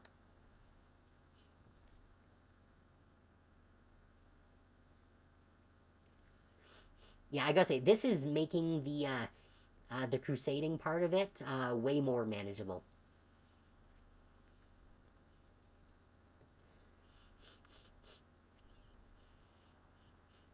Those fights were just becoming a slog. Thaberdine. You see a Keled around 50 years old, dressed in a doublet that looks older than its owner. Once it may have been expensive, but now it is worn and patched. A scabbardless sword hangs on his belt, covered in such a thick layer of rust that it looks more like a club. His flushed, swollen face, spongy nose, and the dark circles beneath his eyes suggest that he's a heavy drinker. When he opens his mouth to speak, your suspicion is confirmed by the stench of stale alcohol on his breath. So you're the commander, huh? It's a cozy little place you got yourself here. All these walls, polished furniture. Solid. Commendable. Why, I think I'll give you a medal for this. And who are you? The man groans as he straightens up, affecting a proud, noble bearing insofar as his decrepitude allows. You will be pleased to know that I am Thaberdine Quintismus, Hierophantal, rightful heir to the throne of Iz and all Sarkoris. Yeah. Okay, so we have the knowledge to do this. Everyone knows that no king has ever ruled over all Sarkoris, and there is no throne in Iz. How would you know? Have you been to Iz? Have you seen it with your own eyes? You haven't. And if you haven't, maybe there was one. My pops used to tell me about the throne in the palace. It was gold all over, and it was encrusted with all manner of crusty things, like diamonds and fire ants, rubies and bubbos. Couldn't take your eyes off of it. That's what kind of a throne it was. And it's all mine by right. Can you prove your claim to the throne? Of course. We aren't just some swindlers, we have all the evidence. Here, look. He takes the rusty sword from his belt and shows you the hilt, which features a nearly worn-off golden crest. The grinning animal it depicts most closely resembles a shabby opossum. Here, the royal Smilodon is the ancient symbol of the rulers of Sarkoris. I've also got a wart on my chest in the shape of a crown. Of course I'm the heir to the throne. And for those who don't believe me, well, they can get lost, that's what I say. Let them go to Pelura's Fall, where all the kings of Sarkoris are buried. There, my entire family tree has been written in stone. Go and read for yourselves. Pelura's Fall? What's there? Are you deaf or what? You should drink a pine needle infusion. It'll do wonders for your ears. And your eyes, too. I'm telling you, all the dead Sarkoran kings are in the ground there. In mausoleums, tomb burials, and those, whatchamacallits, obelisks. That's right. And it's all written there about my ancestors and about me, too. Just go look, and everything will make sense. By every law of the land, I'm king. What do you think you're entitled to? We're simple people. We don't need much. I mean, no, that's not what I meant. We aren't simple people, not simple at all. And we need a great deal. A king's palace, a throne, lands. But all that can wait until you take back Iz and make all the demons leave. As for now, I wouldn't mind having a king's residence here in Dresden. A place to sleep and some hot food. That'd be a start. Oh, we're not Trickster Mythic Path, so we can't take that one.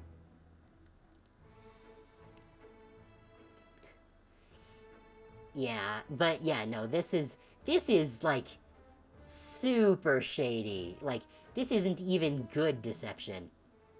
I see. Soldiers, throw this imposter out of here. Hey, why? How could you? Ah, some commander you are. Well, that was something. Let's get back to the crusade. We've got demons to kill.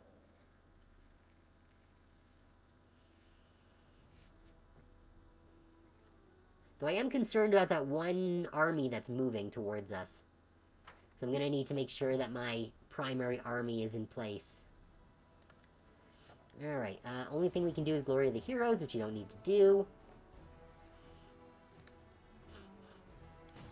Alright, so what do we have here? Nothing of consequence.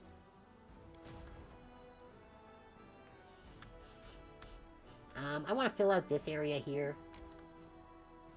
Oh, no move. Right, we gotta loop it. There we go. Everything's ready for the relic's augmentation. Cool. Alright. Oh, there's two events here. Okay. So we'll check on the Crest of the Fallen Knight first here. Whether the Fallen Knight Melander Linz was a tragic hero or a sinful traitor, he certainly was a powerful wizard, and a part of his magical force is still enclosed in his emblem. By placing it on an item, masters can set this magic free and use it for good, or for evil. You just need to decide what its place is. Let's see. This is an intermediate step of relic creation. Okay.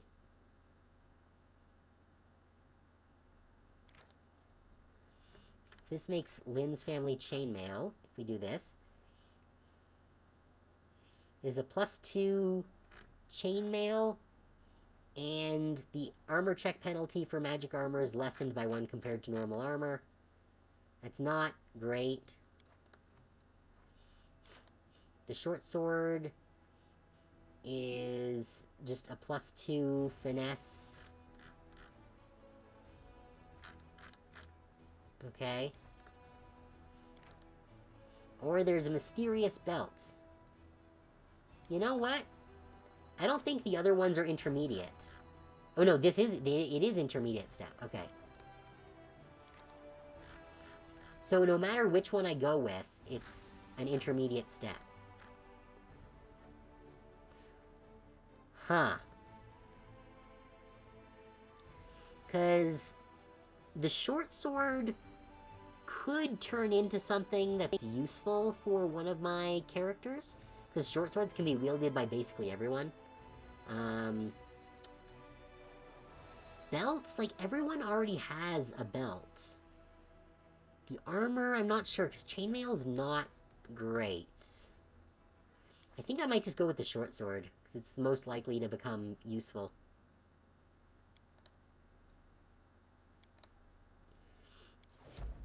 Yeah, okay. Army of Thieves. A large group of suspicious individuals has arrived at the gates of Dresden. They wish to join the crusade. Officers have recognized a number of thieves and murderers among their ranks, and it seems that the newcomers are only interested in spoils of war. Should they be accepted? Okay, so we cannot do... So we only have 3 of 5 options, because we don't have the right people or path for those. What does this do? This gives us 6 rogues and 8 bandits. This gives us 750 diplomacy experience. Or arresting them gives us 14 convicts. I don't really want convicts. I'm just going to send them away.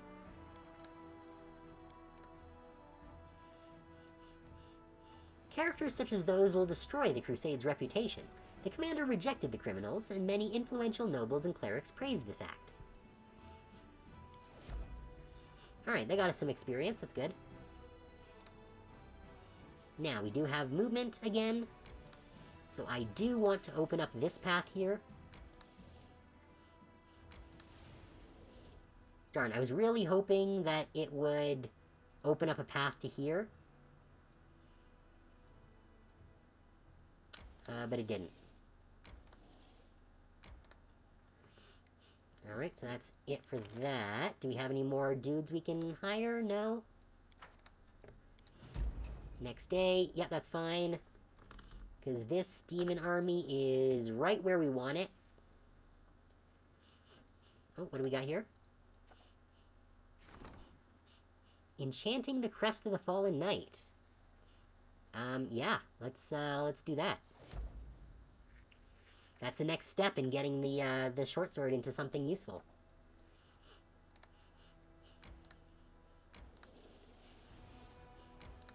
Alright. Still don't know what that location is.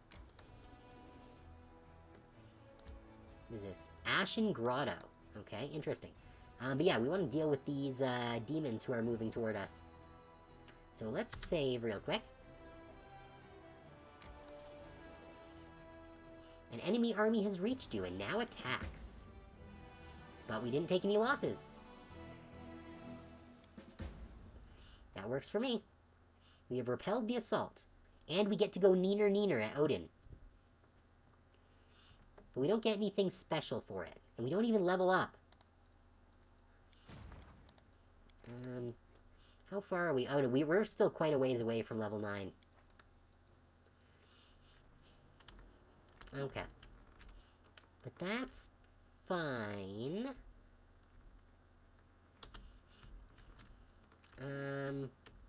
Yeah, right now I'm just kind of interested in expanding our zone. I do want to kill this guy, though. Let's... yeah, let's deal with this. Yep, took care of him. The mine was once filled with the undead, but has now been cleaned. When demons got close to the mine to save themselves, the miners blocked the entrance, hoping that help would arrive before they starved to death. Alas, help never arrived, and those trapped suffered a truly horrible fate. But we did get materials. Alright, so... we could expand southward, but I don't want to quite yet.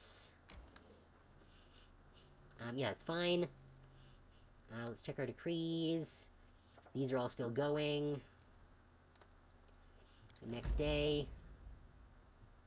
Oh. The development of the art of war.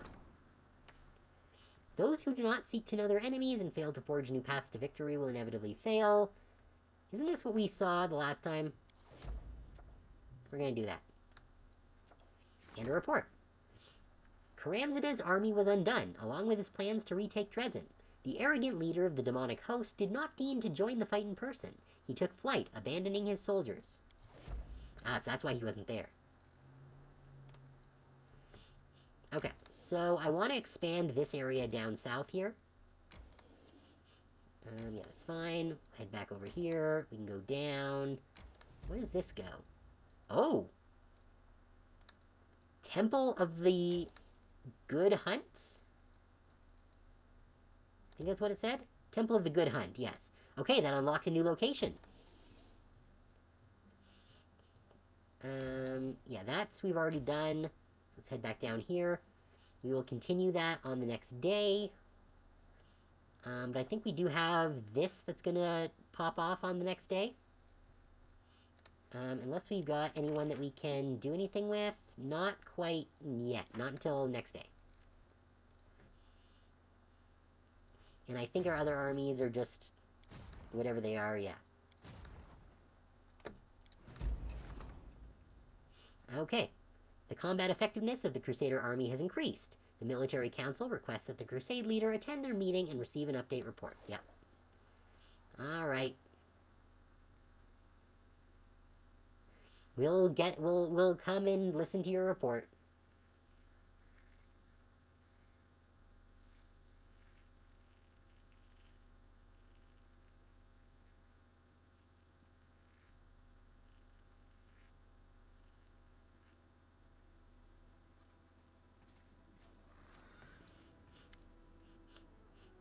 Commander, we've managed to defeat Karamzada's host. The remnants of his army have retreated to lick their wounds, and we must use this opportunity to go on the offensive. But right now, our army is not fully prepared to begin such an expansion. The farther we advance into the enemy territory, the more we'll need strong and mobile cavalry. I propose we replenish our forces with light cavalrymen. Mendiv could offer us plenty.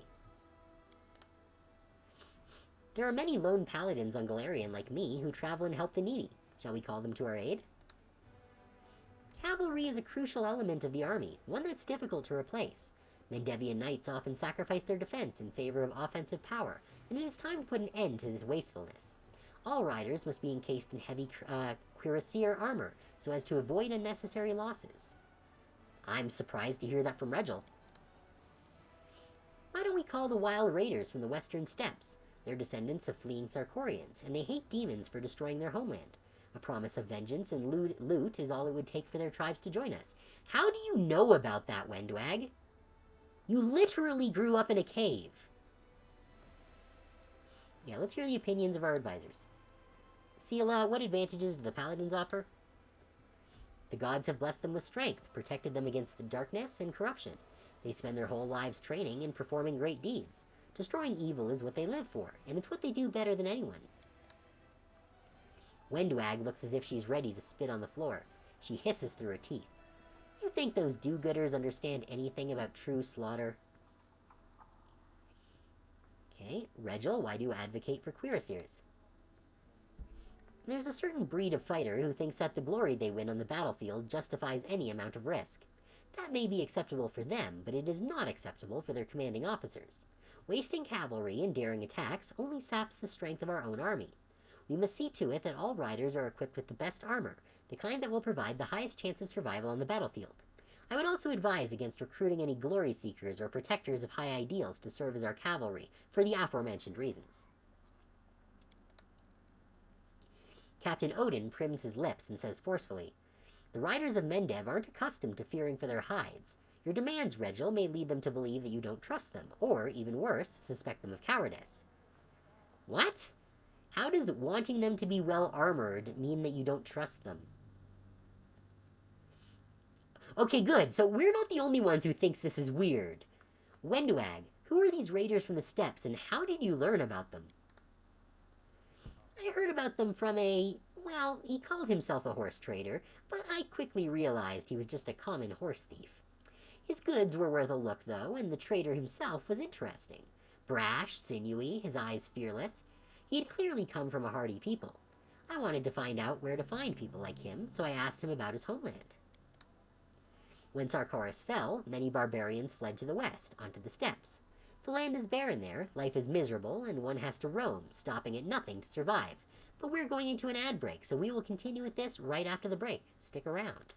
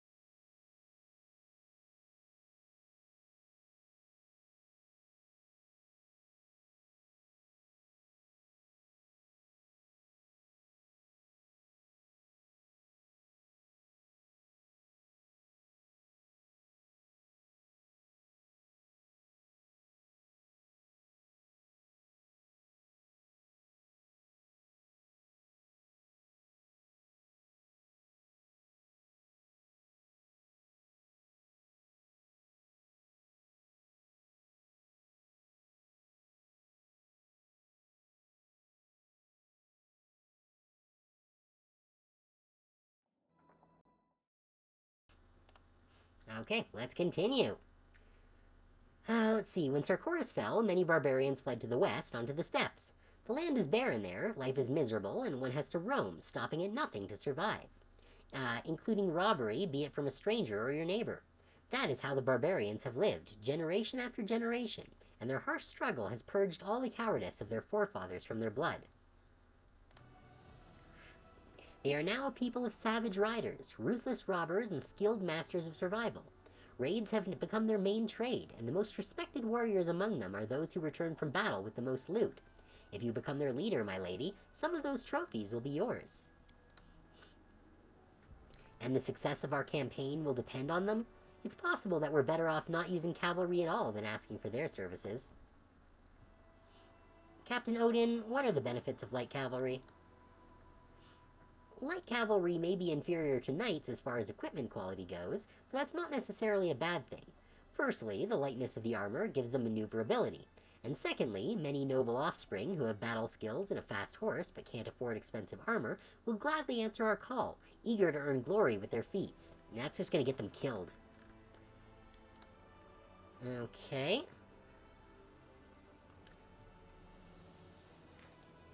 Oh, so this is going to transform our mounted scouts. Okay.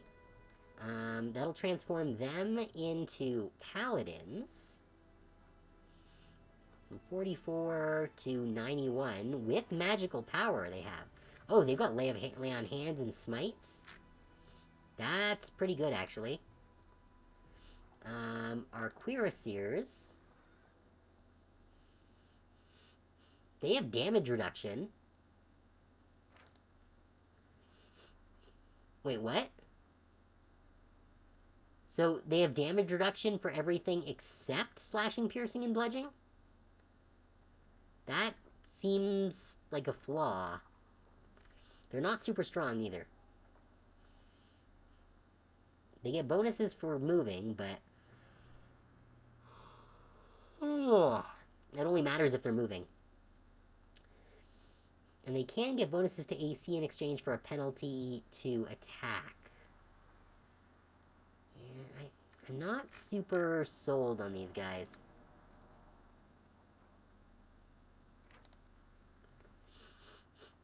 Yeah, so our mounted scouts would go to raiders, which actually seem really good. What's spoil?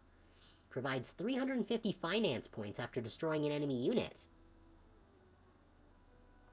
Okay.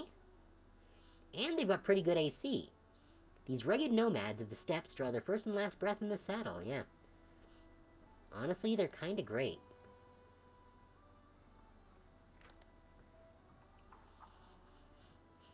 Light cavalry sort of sucks. Yeah, no, they're fucking terrible. What is BAB? Oh, base attack bonus, okay. No, you know what? I like the Western Steppes guys. And it'll, I like to actually have an opportunity now to do what Wendwag wants. Yeah, let the Western Steppes know we're looking for skilled riders. Wendwag smirks cynically. We'll promise them a share of the spoils, and those pathetic exiles will flock to serve us like cockroaches to a pile of garbage. With that, this meeting of the Military Council is adjourned. I will brief the officers on the expected reinforcements immediately and see to it that our available stables are expanded and properly refitted. Good. Oh wait, did we ding? When did we ding? I don't remember that happening. But yeah, we're continuing with Arcane Enforcer. What do we get? What's an Arcane Exploits? Oh, is that just something that was on? What is this? Blah, blah, blah, blah, blah. At first level and every 2 levels thereafter, the Arcanist learns a new Arcane Exploit. An Arcanist exploit cannot be selected more than once. Once it's been selected, it cannot be changed. Most require the Arcanist to expend points from their Arcane Reservoir to function. Okay, so it's an extra ability that we can use our magic points for. Okay. Armored Mask. Benefits of Mage Armor. No, that's no good. Energy Shield. Did we already take Energy Shield? No, we have Arcane Barrier. We got Dimensional Slide, which was a very good choice. Sonic Blast is interesting. Potent Magic.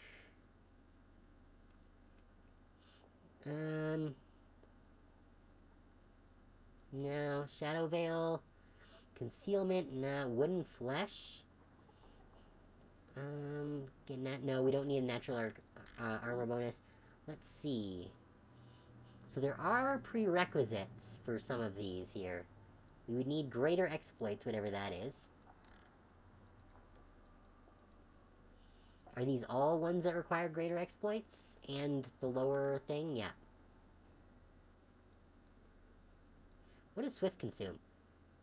Can use the Consume Spells class feature or the Consume Magic Items exploit as Swift actions instead of move actions. Okay, we don't have the right class for that. Alright, so... I think I should see which of these I want to take. Because that's probably going to decide which one I want to take at the lower rank. What is this? Slayer talents.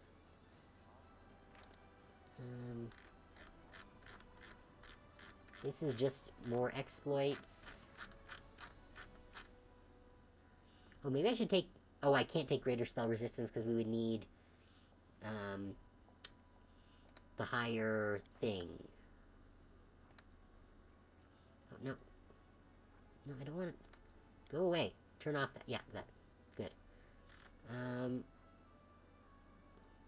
So, in order to do this, we would need greater exploits. What is greater exploits? I can't see what greater exploits is. I assume it's something we get at a certain level, because it's not something selectable here. So, let's see. This is 3d6 points of fire damage, but it doesn't scale. Dancing electricity.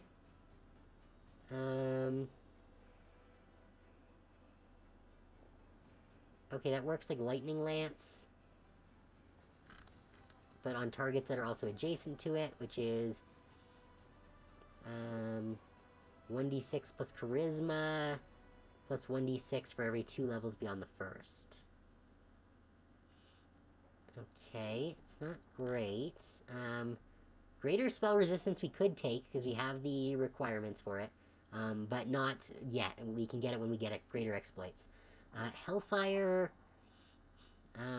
Okay, yeah, so... half the damage is fire, the other half results directly from unholy power. It's not subject to fire resistance. Interesting. Can cause sickening. This one... does dexterity damage. Interesting. Lingering Acid. Takes additional damage on the following round.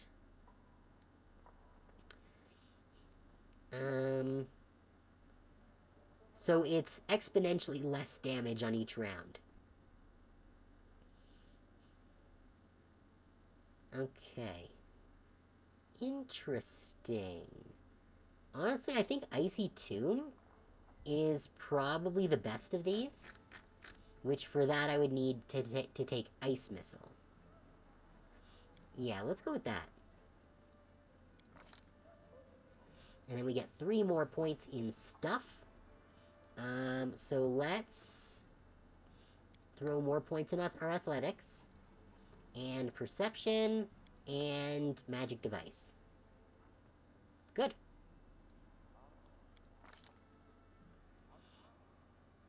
Study target 3. What's the difference here? A character can study an opponent he can see as a move action. The character then gets a bonus. At 7th level, a character can study an opponent as a move or a swift action. We've already done that. Oh, here we go. The 10th level. At 5th, 10th, 15th, and 20th, the bonuses on weapon attack rolls, damage rolls, and to character save DCs increase by 1. Oh, okay. So it increases our bonus by 1. Gotcha. Okay, so our level up is complete there. Let's keep fighting some demons. And I want to take a look at our new raiders.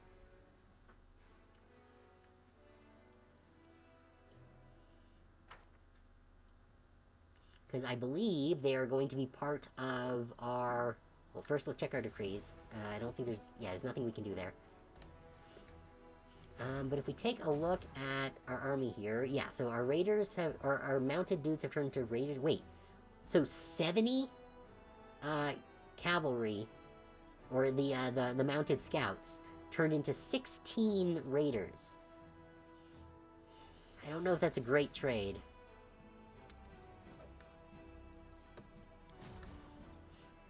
But it is what it is. We can hire more dudes. Who are you? Church guards? I don't care about church guards. I want more raiders. Why can't I get more raiders? What are these? Slingers. No. Champions? We could use more champions. Yeah. And what, these are sorcerers? Yeah, I should grab more sorcerers. Here we go. We'll buff out our sorcerer ranks. We're gonna need another army here in order to get these guys over to our main team. So yeah, let's start with rangers, because we need as many of them as possible. Good. And also our shield bearers. Good. Still not sure why I can't recruit raiders. Maybe we need to build stables? That could be it, actually.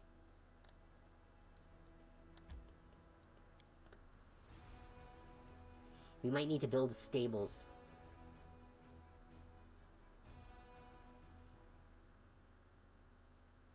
Yeah, because right now we've got barracks, smithy, archery range, and arsenal. But in order to... Yes, here we go, main stables. The spacious stables meant to house battle horses and other mounts.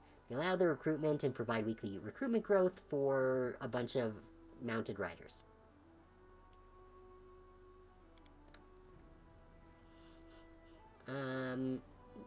Yeah, the hospitals don't need to be adjacent to anything. We can stick this here.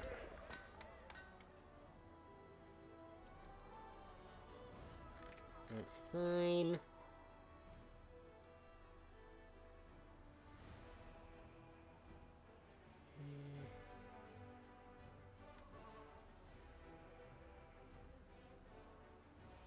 Oh, maybe I should have put the stables over near the arsenal. Oh well, whatever. That's fine.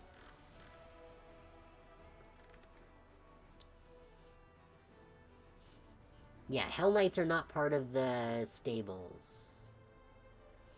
Hell Knights are part of... What are Hell Knights part of?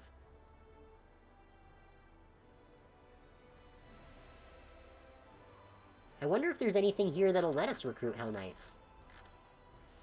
No. Training grounds. Boost a bonus to... 10% bonus to damage for units. It's pretty good, actually. Is there any of these that will give us Hell Knights?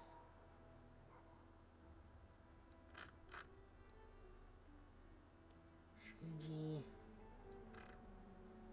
Glory. Reduces the cost of recruiting mercenaries. It's not bad. Engineer's Workshop. Reduces the cost of building construction. Kinda tempted to pop one of those. Citadel is for sieging. Arsenal, Apothecary, Laboratory. Okay, so there's nothing that'll give me Hell Knights. That's fine. That means that we can we can start recruiting more raiders in 5 days. Alright, there's nothing else there that we can do, so We've done that. Let's expand this route here. Okay, good. So that has opened up all of that. Now we can go down and deal with these guys, because they should be fine now. That's the one that we retreated from before. Although, actually, no. First, you... Actually, we have an open slot. This is an opportunity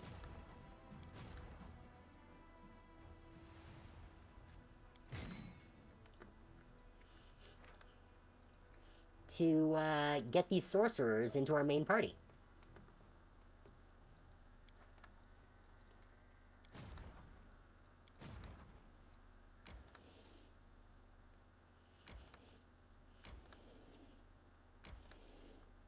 Yeah. So we can get our shield guys, our rangers, and our sorcerers now. Perfect. Actually, these guys are melee, so I should probably move these into the front line. These guys are technically melee as well, but they are healing. I'm just going to move them there. That should be fine. Yeah.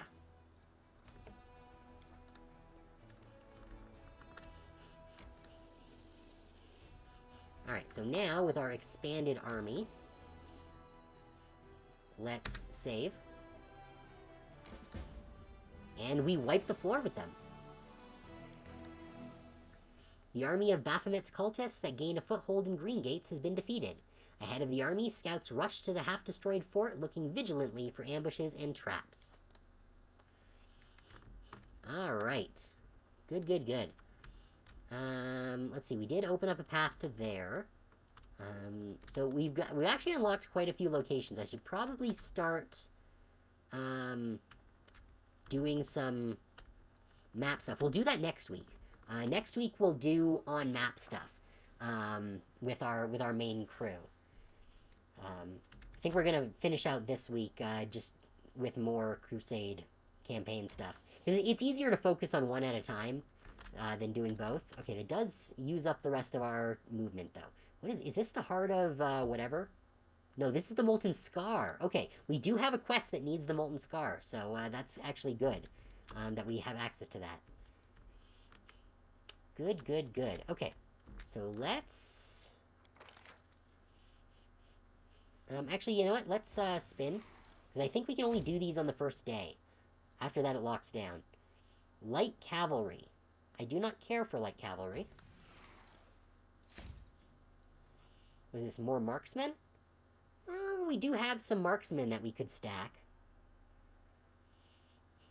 They are quite strong, actually. So I think I will pick them up.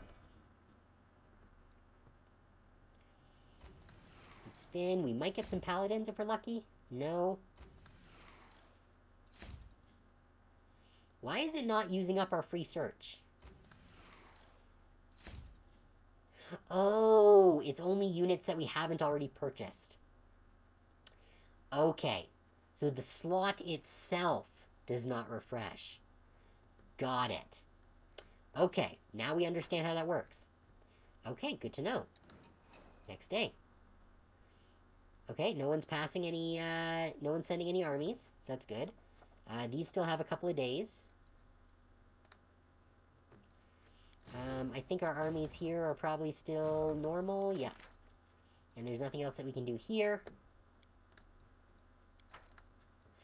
So let's continue our exploration. We've unlocked the Molten Scar. Oh, it just ends there. Okay. I thought it would be able to go past to this citadel here. That's fine. We can go up here. Interesting. I didn't realize that's where that was going to go. But that's fine. There are really a lot of demons on this map. And I'm not super thrilled with them being there.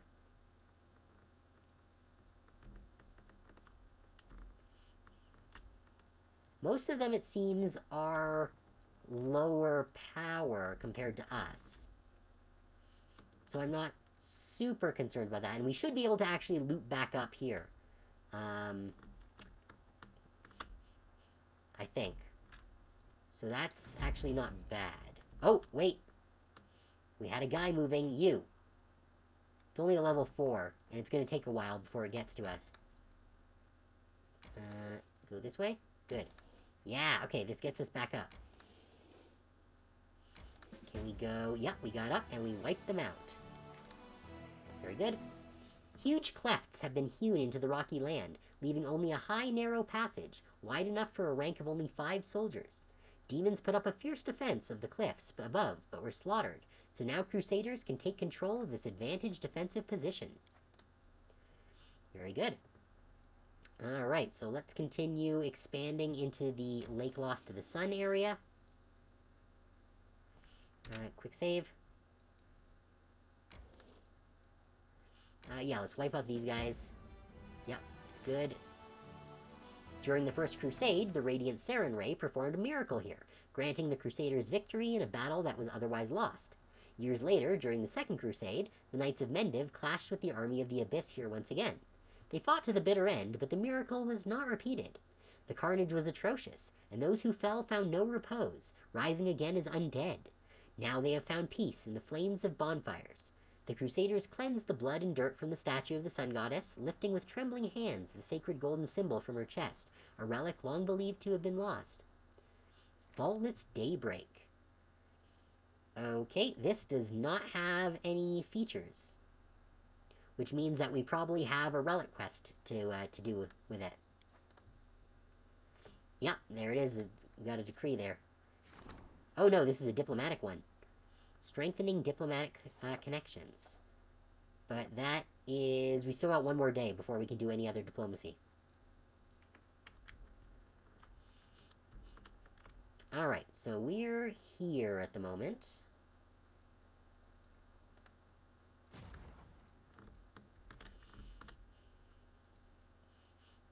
Let's go this way.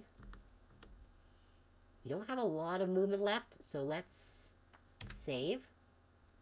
And then see if we can deal with this rank 7 army.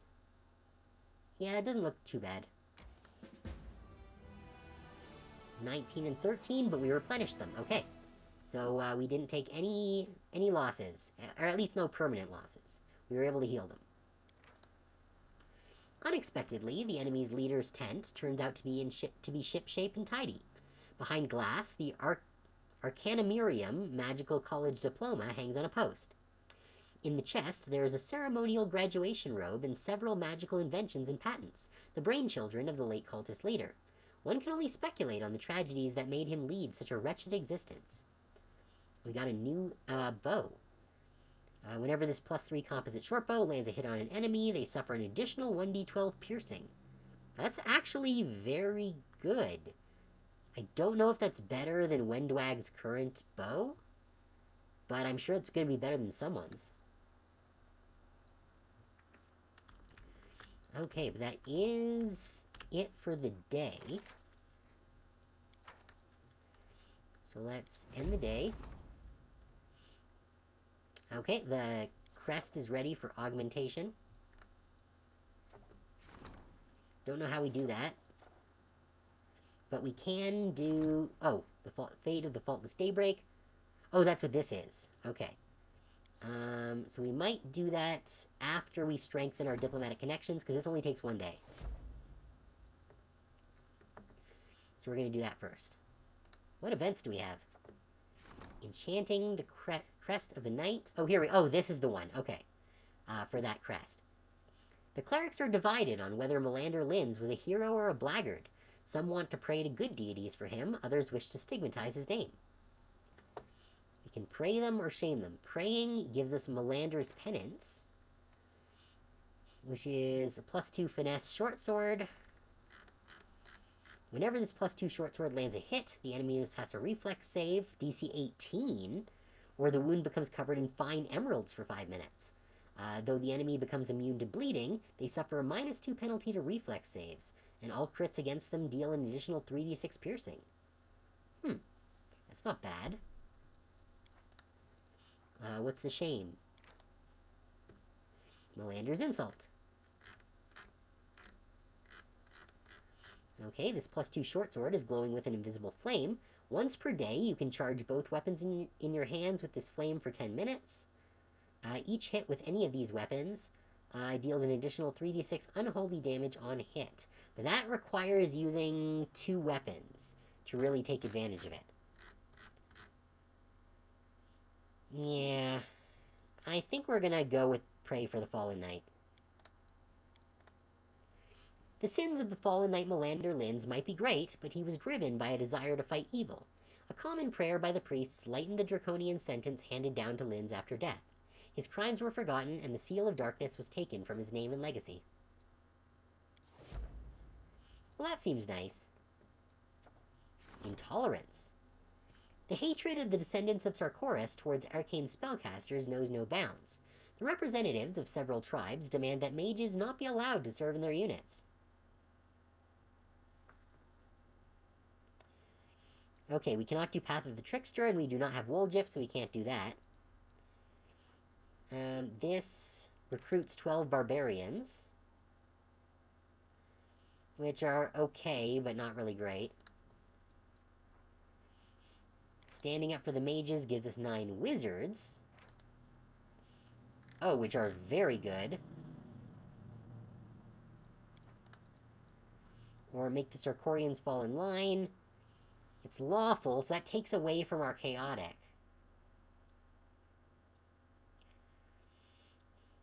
But does give us a ton of leadership experience.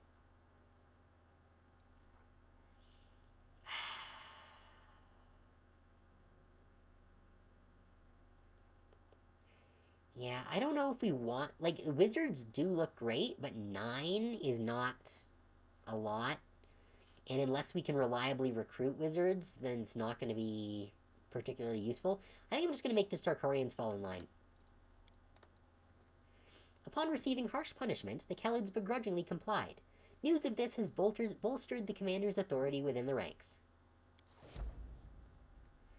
Good. We get more XP, and our units are still consistent. Okay. We're on a new day, so we have movement. Do we have anything we can recruit right now? No. But this does look like the end of the line. So there's nowhere else there that I can go. We have to go down here.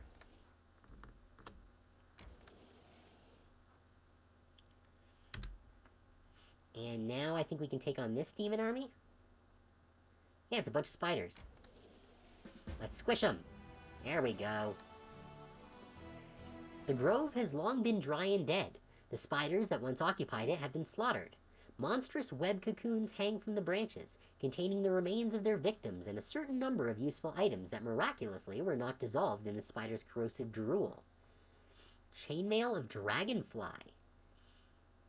6 AC, plus 2 dex. Can be activated once per day to grant all allies in a 30-foot radius, plus 1 bonus to attack and damage rolls against demons. It's not great.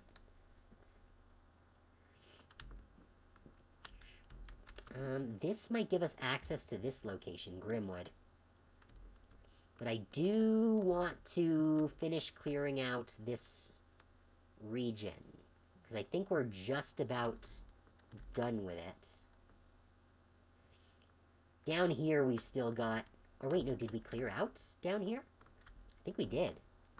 We've almost finished opening up the area, which I'm going to need to do at some point. Hopefully we find another way around. But right now I need to deal with this demon army. Which, yeah, it doesn't have a commander or anything, so I think we should probably be fine. It's the ones that have commanders that are troublesome. 20 and 29, we got them back. Hey Jared, thanks for coming. We are currently making our way through the campaign section of Wrath of the Righteous. Yeah, we're just doing a little bit of a map clearing, and then next week we'll be back to doing stuff with our main party. Let's see. The monsters that opposed the Crusaders were truly abominable. Their bodies manifested weird mutations: extra eyes, unpaired limbs, mouths in their bellies, and withered, half-grown heads, helplessly dangling on their shoulders. The leader of this heinous cohort was just a pile of moving flesh, who struggled to retain its humanoid appearance. Even as it died, it continued to stir a monstrous brew in a large rotund cauldron. Shuddering with disgust, the Crusaders peered inside the cauldron and managed to retrieve some of its hideous contents. Chunks of bodies belonging to demons, mortals, and other unknown creatures, twitching convulsively, still alive. The soldiers did not know what to do with this vile trophy and delivered it to the commander. Geez, imagine those people showing up, being like, here, Commander, we found, living body parts. Here you go. Alright, the mage Zymus was a famous adventurer and wicked fighter. His feats, now seldom recalled, were as countless as his scars. Zymus was not driven by thirst for fame, but by a rare sense of responsibility inherent to his nature. Therefore, the day when the brave mage lost his arm in a fight with a werewolf became his tragedy. How could he, so strong and solid, retire now, when so many still needed his help? Without a second thought, Zymus took an arm from a fallen enemy to replace his own. Thus, his decline began. For years, again and again, Zymus took the limbs of defeated enemies to heal his wounds.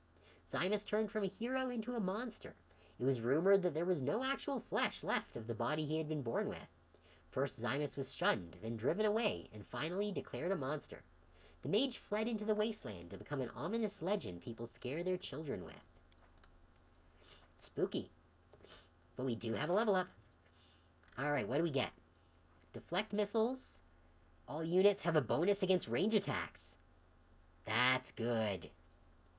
Favorite enemy flying. Or favorite enemy large. Those are limited in their usefulness. Harpoon. Pulls the target unit to the left border of the battlefield. Obstacles and units stop the movement. This is a siege ability, okay? I'm going to take deflect missiles, because we need to protect our squishies. There we go. And I think that means that that area has now been cleared out. We still need to finish with this here, but I suspect that these probably just go into this region. I wish there was a quicker way of moving around the map here, because this is super slow. Alright, but that's all the movement that we've got for now. I don't think there's anyone else we can recruit for today. So let's skip the day. Oh, yep, he's coming up. I think we can probably attack that guy for pretty quick soon. Diplomatic relations have improved. The Diplomatic Council requests that the Crusade leader attend their meeting and receive an update report. Okay, we'll do that in a second. What are our new decrees? The fate of the voracious jumble. Or strengthening the chain of command. Oh, this is a leadership one. Okay, cool. The war wears soldiers down and defeatist attitudes sink in. In order to reinforce the discipline, the commander's staff council must look for new solutions. Sure. That's going to take a day. Sword of Valor has one more day on it. And then we can do a new relic. I don't know what one that is.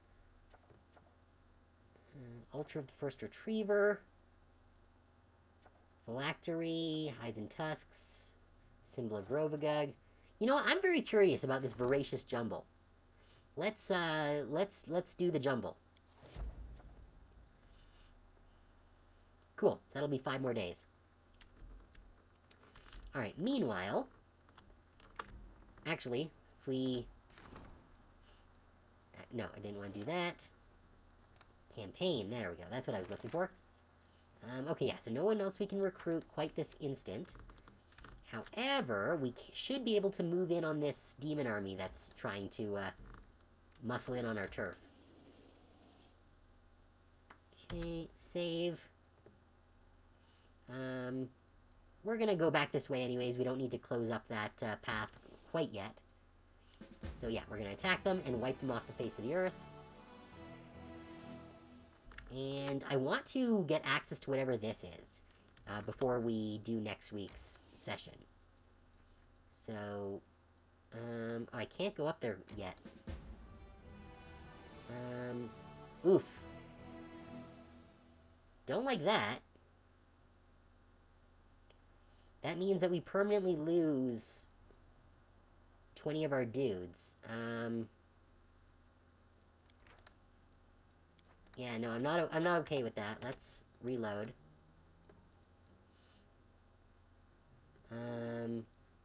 Yeah, this one.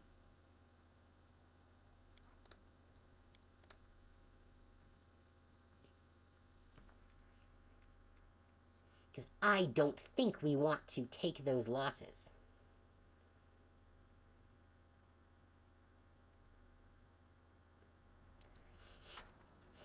If we lose again, then we'll actually fight the fight. Oh, right, that was before this. Okay, that's fine. Because this we're definitely going to win. Yeah. Now let's resave. Good. Yeah, they are rank 8, so they're the same as us right now. Oh, I want to get access to this. But I do kind of want our party to be a little stronger before we take on another equally ranked army. So instead of going after them, we're going to go down here. I don't want to go that direction. I want to go down. I guess I'm going to have to go back. Okay, yeah, nothing else to recruit. And these armies are just exactly the same as they were before. So let's... actually, do we have any events that we need to take care of? No, we can go to the next day, and that will finish 2 of our things here. The Sword of Valor, the great relic of the Crusades, mysteriously changed upon coming into contact with the commander. What does this mean? Clerics and wizards could shed some light on the artifact's properties, so this is ready now. The researchers were divided on what exactly happened to the Sword of Valor. However, they did point out that the banner had belonged to Iamade back in her mortal life, and that it had gained miraculous properties, as if anticipating the ascension of its owner to divinity. Could its current change be an indication of the commander's great future? Oh, so they think that we're going to turn into a god. That's pretty neat. And the chain of command of the Crusade has been strengthened. The Staff Council wants us to talk to them. Okay, that's fine. Let's see. We don't have any outposts that we can upgrade, so there's no point doing any of that. Let's do our meetings, because there are some meetings that we need to do.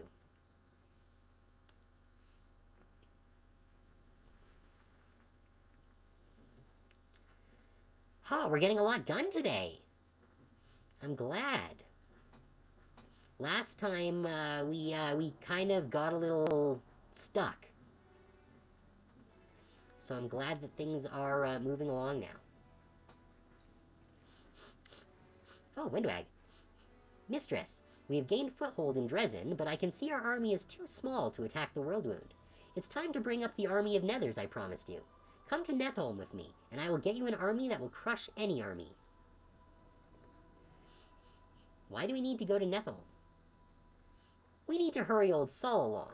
He promised to bring the underground crusaders to the surface to help the crusades, but it seems he forgot his promise as soon as we left. Or maybe he's doing his favorite thing again, waiting for the right moment. Come to think of it, who knows what's been going on in Netholm? Maybe the demons attacked again, or Saul died of a heart attack, leaving the tribe without a leader. That wouldn't actually be a bad thing. All we need to do is show up in Netholm and declare that their new chief is, say, me.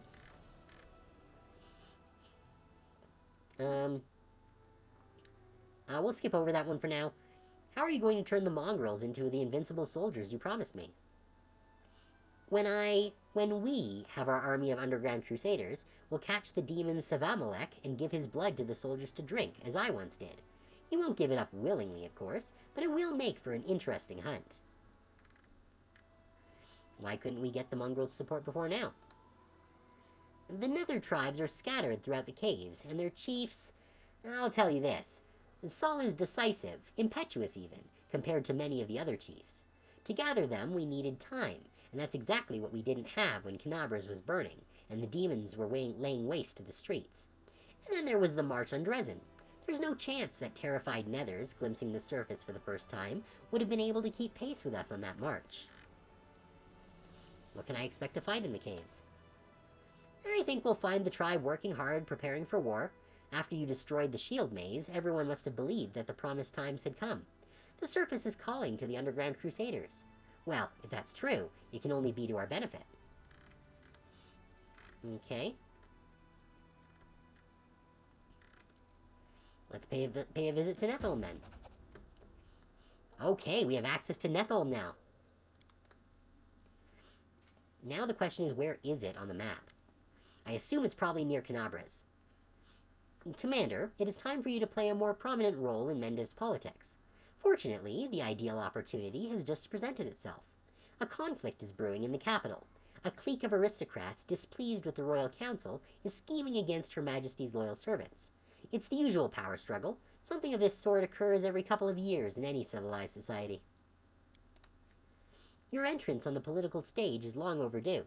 Given that your opinion in Mendiv is outstandingly well respected, the Royal Council has decided to make use of it. They are expecting you to denounce publicly the nobles' attempts to challenge their rule.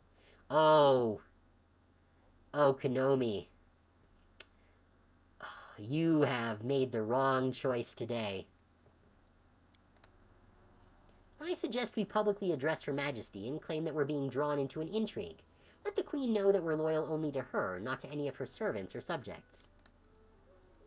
Sounds like we're not the only ones bored of the Royal Council.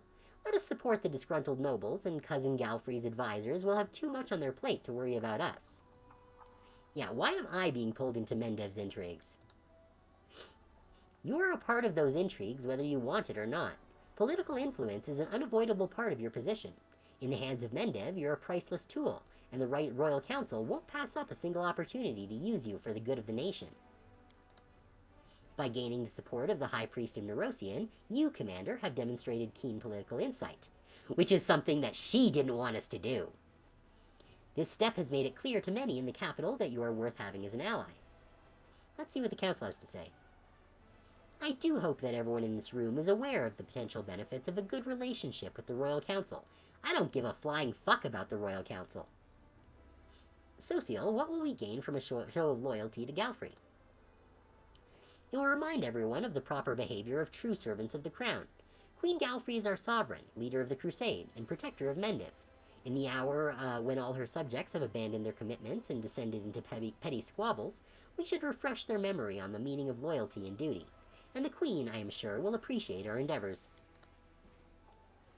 The title of Her Majesty's Good Boy is almost yours, Sociel. Keep this up and you'll earn yourself a tasty treat. Darren, what reason do we have to support the rowdy nobles? Like you have any love for the Royal Council. If we support the aristocracy, it'll cause a power struggle between them and the Council, and everyone will leave us be. Besides, the nobility has access to forces that are very much comparable to those of Galfrey's advisors, and we could use those forces. I would not recommend it. Count Arenday is simply entertaining himself by turning the Royal Council against you. Yeah, while I'm not in favor of supporting the Royal Council, I'm also not super in favor of turning everyone into our enemies just for fun. Although it could be funny. Lady Konomi, how will the Royal Council repay us for our support? Spoken like a true politician, Commander. Very well, let us talk price. Lady Konomi looks at you with a smug, somewhat predatory smile. I can guarantee you that, in return for your loyalty, the Royal Council will ensure the stability of equipment deliveries in the future. Quite convenient, don't you think? Having no one twisting your arm with threats of supply shortages? She glances at you with an obvious hint. Well, I think Lady Konomi is kind of a bitch, so we're not going to do what she wants. Furthermore, the Royal Council may review Dresden's reinforcement plan. Mendiv has plenty of garrisons holding an excess of troops. You need them more than they do. Alright, now everything's clear. In that case, I trust that you will make a wise decision that will delight the Royal Council. Fuck the Royal Council. Alright, so what do these actually do? Alright, supporting the Queen gives us help from the Queen. Oh, that's 12 paladins and 30 champions. But it takes a whole bunch of cost to do that. If we go with Darren's, That gives us 12 cuirassiers and 20 marksmen and costs us more, which I'm not super thrilled with, and I don't really want cuirassiers and marksmen. If we support Konomi's shit, we'll get 70 slingers and 100 conscripts. Ugh. Like, yeah, it's a lot of units, but they're not good units. And if we don't interfere, morale increases. But we don't need to increase morale, because our morale is already peak. Yeah, we're going to go with Social's suggestion. We'll inform the Queen we remain loyal to her, but we are not going to be dragged into Konomi's bullshit. I hope our actions will remind the rest that we must all remain loyal to the Crown and worry about the kingdom, not about personal profit. This meeting is adjourned, but I'm certain that the Crusade will soon require another decision from the Diplomatic Council. And before that happens, Commander, I ask that you consider whether or not it's worth losing the Royal Council as an ally. Lady Konomi, if I could, I would kick you off this council in a heartbeat. The Royal Council can eat my ass. Hail, Commander. Captain Harmatton salutes. Permission to report. Although the desertion has been halted, not everyone appreciated your methods. A circle of discontents formed within the officers' ranks, calling themselves the Wary. There are no blatant signs of sedition, otherwise they would have been arrested. Still, their talk is concerning. We can't rely on them. We need our own trusted officers. Wait, what's going on? I suggest enlisting some of the volunteers. We get some very capable fighters among the fresh blood every day, the kind that could be made sergeants straight away. We need those who know the meaning of honor. We'll call paladins and knights from reputable orders, and they'll serve as an example to our soldiers, boosting everyone's morale, too. I don't know, I don't like that one, because it basically is saying that you have to be a paladin or a knight in order to move up in the ranks. Officers who are unworthy of their rank can always be replaced. We can identify experienced sergeants with reliable records of results, then promote them. Yeah, that's completely reasonable. Mendiv is full of promising youths who were overlooked when their seniors were promoted to serve in your army. We can call them here, award them rank, and they'll be grateful to us until the end of their days. Yeah, why exactly are these wary unsatisfied? The words of Sela and the other faithful did their job, inspiring the formerly doubt-filled. However, the more cynical officers grumble that preaching doesn't fill empty stomachs. Yeah, but the officers get paid more than the rank and file do anyways. Can't judge them for refusing to fight for pretty words. Tisk tisk. But, since they're bad-mouthing us, I will have to judge the scoundrels after all. Shame on them. So they were expecting bribes? The opportunists. And one more thing. I apologize if this sounds disrespectful, but these are the sentiments within the ranks. For an entire century, the Queen was the face of the Crusade. Even though she personally appointed you as commander, many still consider you an upstart unworthy of the high title. Many officers and soldiers dream of Her Majesty taking the lead. Let's discuss our options in further detail. Sela, what's your plan? We need the most honorable, loyal officers. Where else can we find them but among the chivalric orders and paladins? We'll invite valiant knights to Dresden and make them officers. They're the best hope for a Crusader army. That sounds fabulous, but there's just one tiny little problem. Who do you think has been filling these positions until now? Did it truly not cross my dearest cousin's mind to recruit your favorite paragons of honor and faith as officers? Your proposal is to repeat exactly the same thing that's been going on without you for the last 100 years. Regil, what do you suggest? Appointing officers from the outside is a mistake. We should move our most distinguished privates up the ranks. The troops will be more eager to trust their former comrades and try to climb the ladders themselves. Of course, these officers will also prove more loyal than newcomers invited from who knows where. Yeah, no, I totally agree with Regil. It's so weird that Regil is the one that I consistently agree with the most. Even though he's kind of a gigantic asshole. Alright, Darren. There are plenty of ambitious young men and women in Mendiv waiting for the chance to prove themselves. They'll move mountains for whomever gives them this chance. The aspirations of hot-headed youth are the best fuel for war. Sure, why don't we invite some privileged youths as our officers? Gamblers, status seekers, fops, and brilliant poets, unappreciated by the masses. That's what's been missing in our commanding ranks. I can see that the Count misses the high life dearly and would like to invite along the entirety of the capital's leisure class to join him in carousing. I can't stop him, so he can invite them to his heart's content, but not to serve here as officers. Harmatton, what do you advise? There are volunteers arriving every day with some quite capable people in their midst. I wasn't a rookie when I joined the Crusade, after all. I had 100 years of military 100 years? How old are you? We can rely on these new leaders to replenish our command staff. Should we entrust the lives of our soldiers to strangers? I'm not so sure. Alright, what are the options? All generals gain pious officers, increases infirmary size. That's actually not bad. Regil, striving for distinction. The general has a plus 10% bonus to gained experience points per level of this feat. Oh, that's actually really good. A 10% bonus to XP? Yes, please. Darren, what do you get? Master of Maneuver. Oh.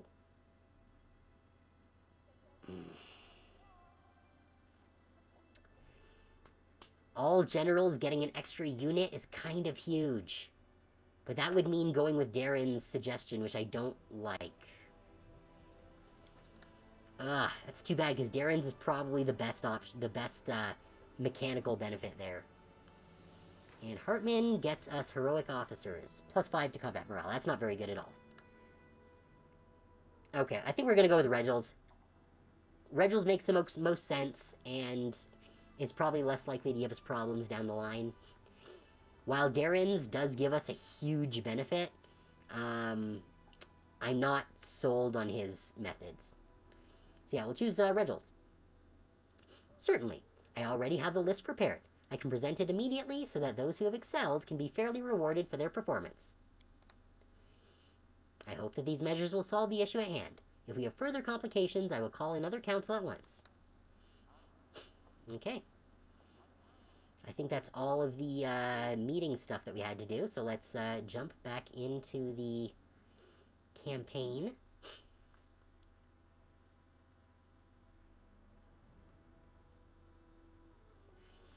Come on, I hate these fucking loading screens. Okay, so... we don't have any outposts that we can expand right now.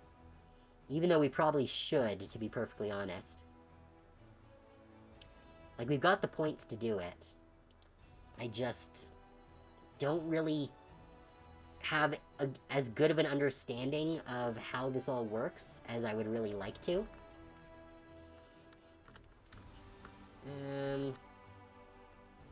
I guess we can do this one here.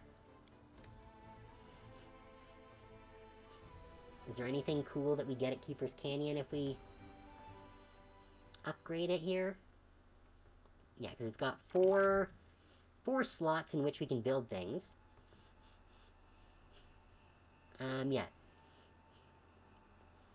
Increase recruitment growth for the main archery range. Yeah.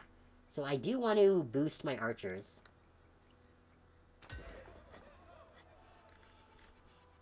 Spellcaster Lodge. Interesting.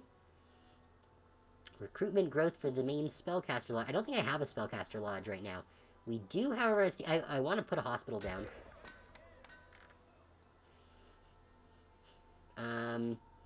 Supply Center increases material. Watchtower boosts stats a little bit. Garrison Stables. I kind of want to put a stable down.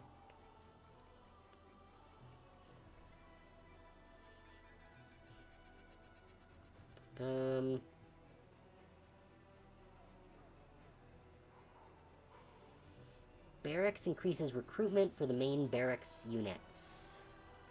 Which I'm not sure what those are. I don't know if we even have any main barracks units that we're still recruiting.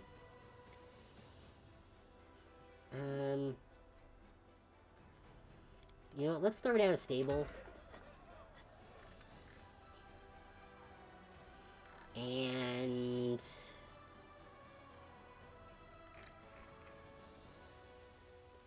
We're actually running out of resources here. A Spellcaster Lodge might not be a bad idea.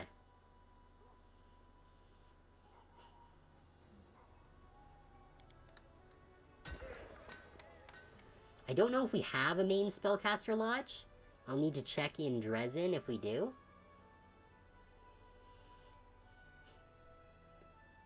Let's see. Oh, but I believe we are actually coming up on time. So I think we're just going to save for the night and call it there.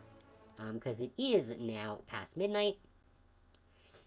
So, yeah, that's going to be Pathfinder for the day. Yeah. Next week, we're probably going to be repeating the lineup from this week. So, Monday, we will possibly be finishing Just Crow Things. I don't know if we're going to finish it next week or the week after, but we are making good progress. Then Tuesday, we will be continuing with My Card is Better Than Your Card, which we had a lot of fun with this week. Thursday will be more Digimon Cyber Sleuth, and Friday will be more Pathfinder. So lots of good stuff coming up in the upcoming week. Hopefully I'll see you guys there. If you haven't joined my Discord server yet, link is down below the stream. I post all my announcements there in case anything changes, as well as my stream announcements and weekly schedules, as well as any new artwork I get will go up in the Discord server, of which there have been a number of pieces lately, and I've got a few cool things in the works now, so check that out if that appeals to you. Other than that, you can also request things there if there are any games you want to see me play, or any redeems you want to see added, or just anything you think would improve the stream. Feel free to drop it over in the Discord.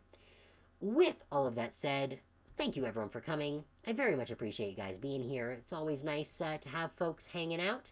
Hope you guys had a good time. I certainly did. Hopefully I'll see you guys on Monday as we do more Crow stuff. So thank you everyone for coming, and I hope you all have a very good night.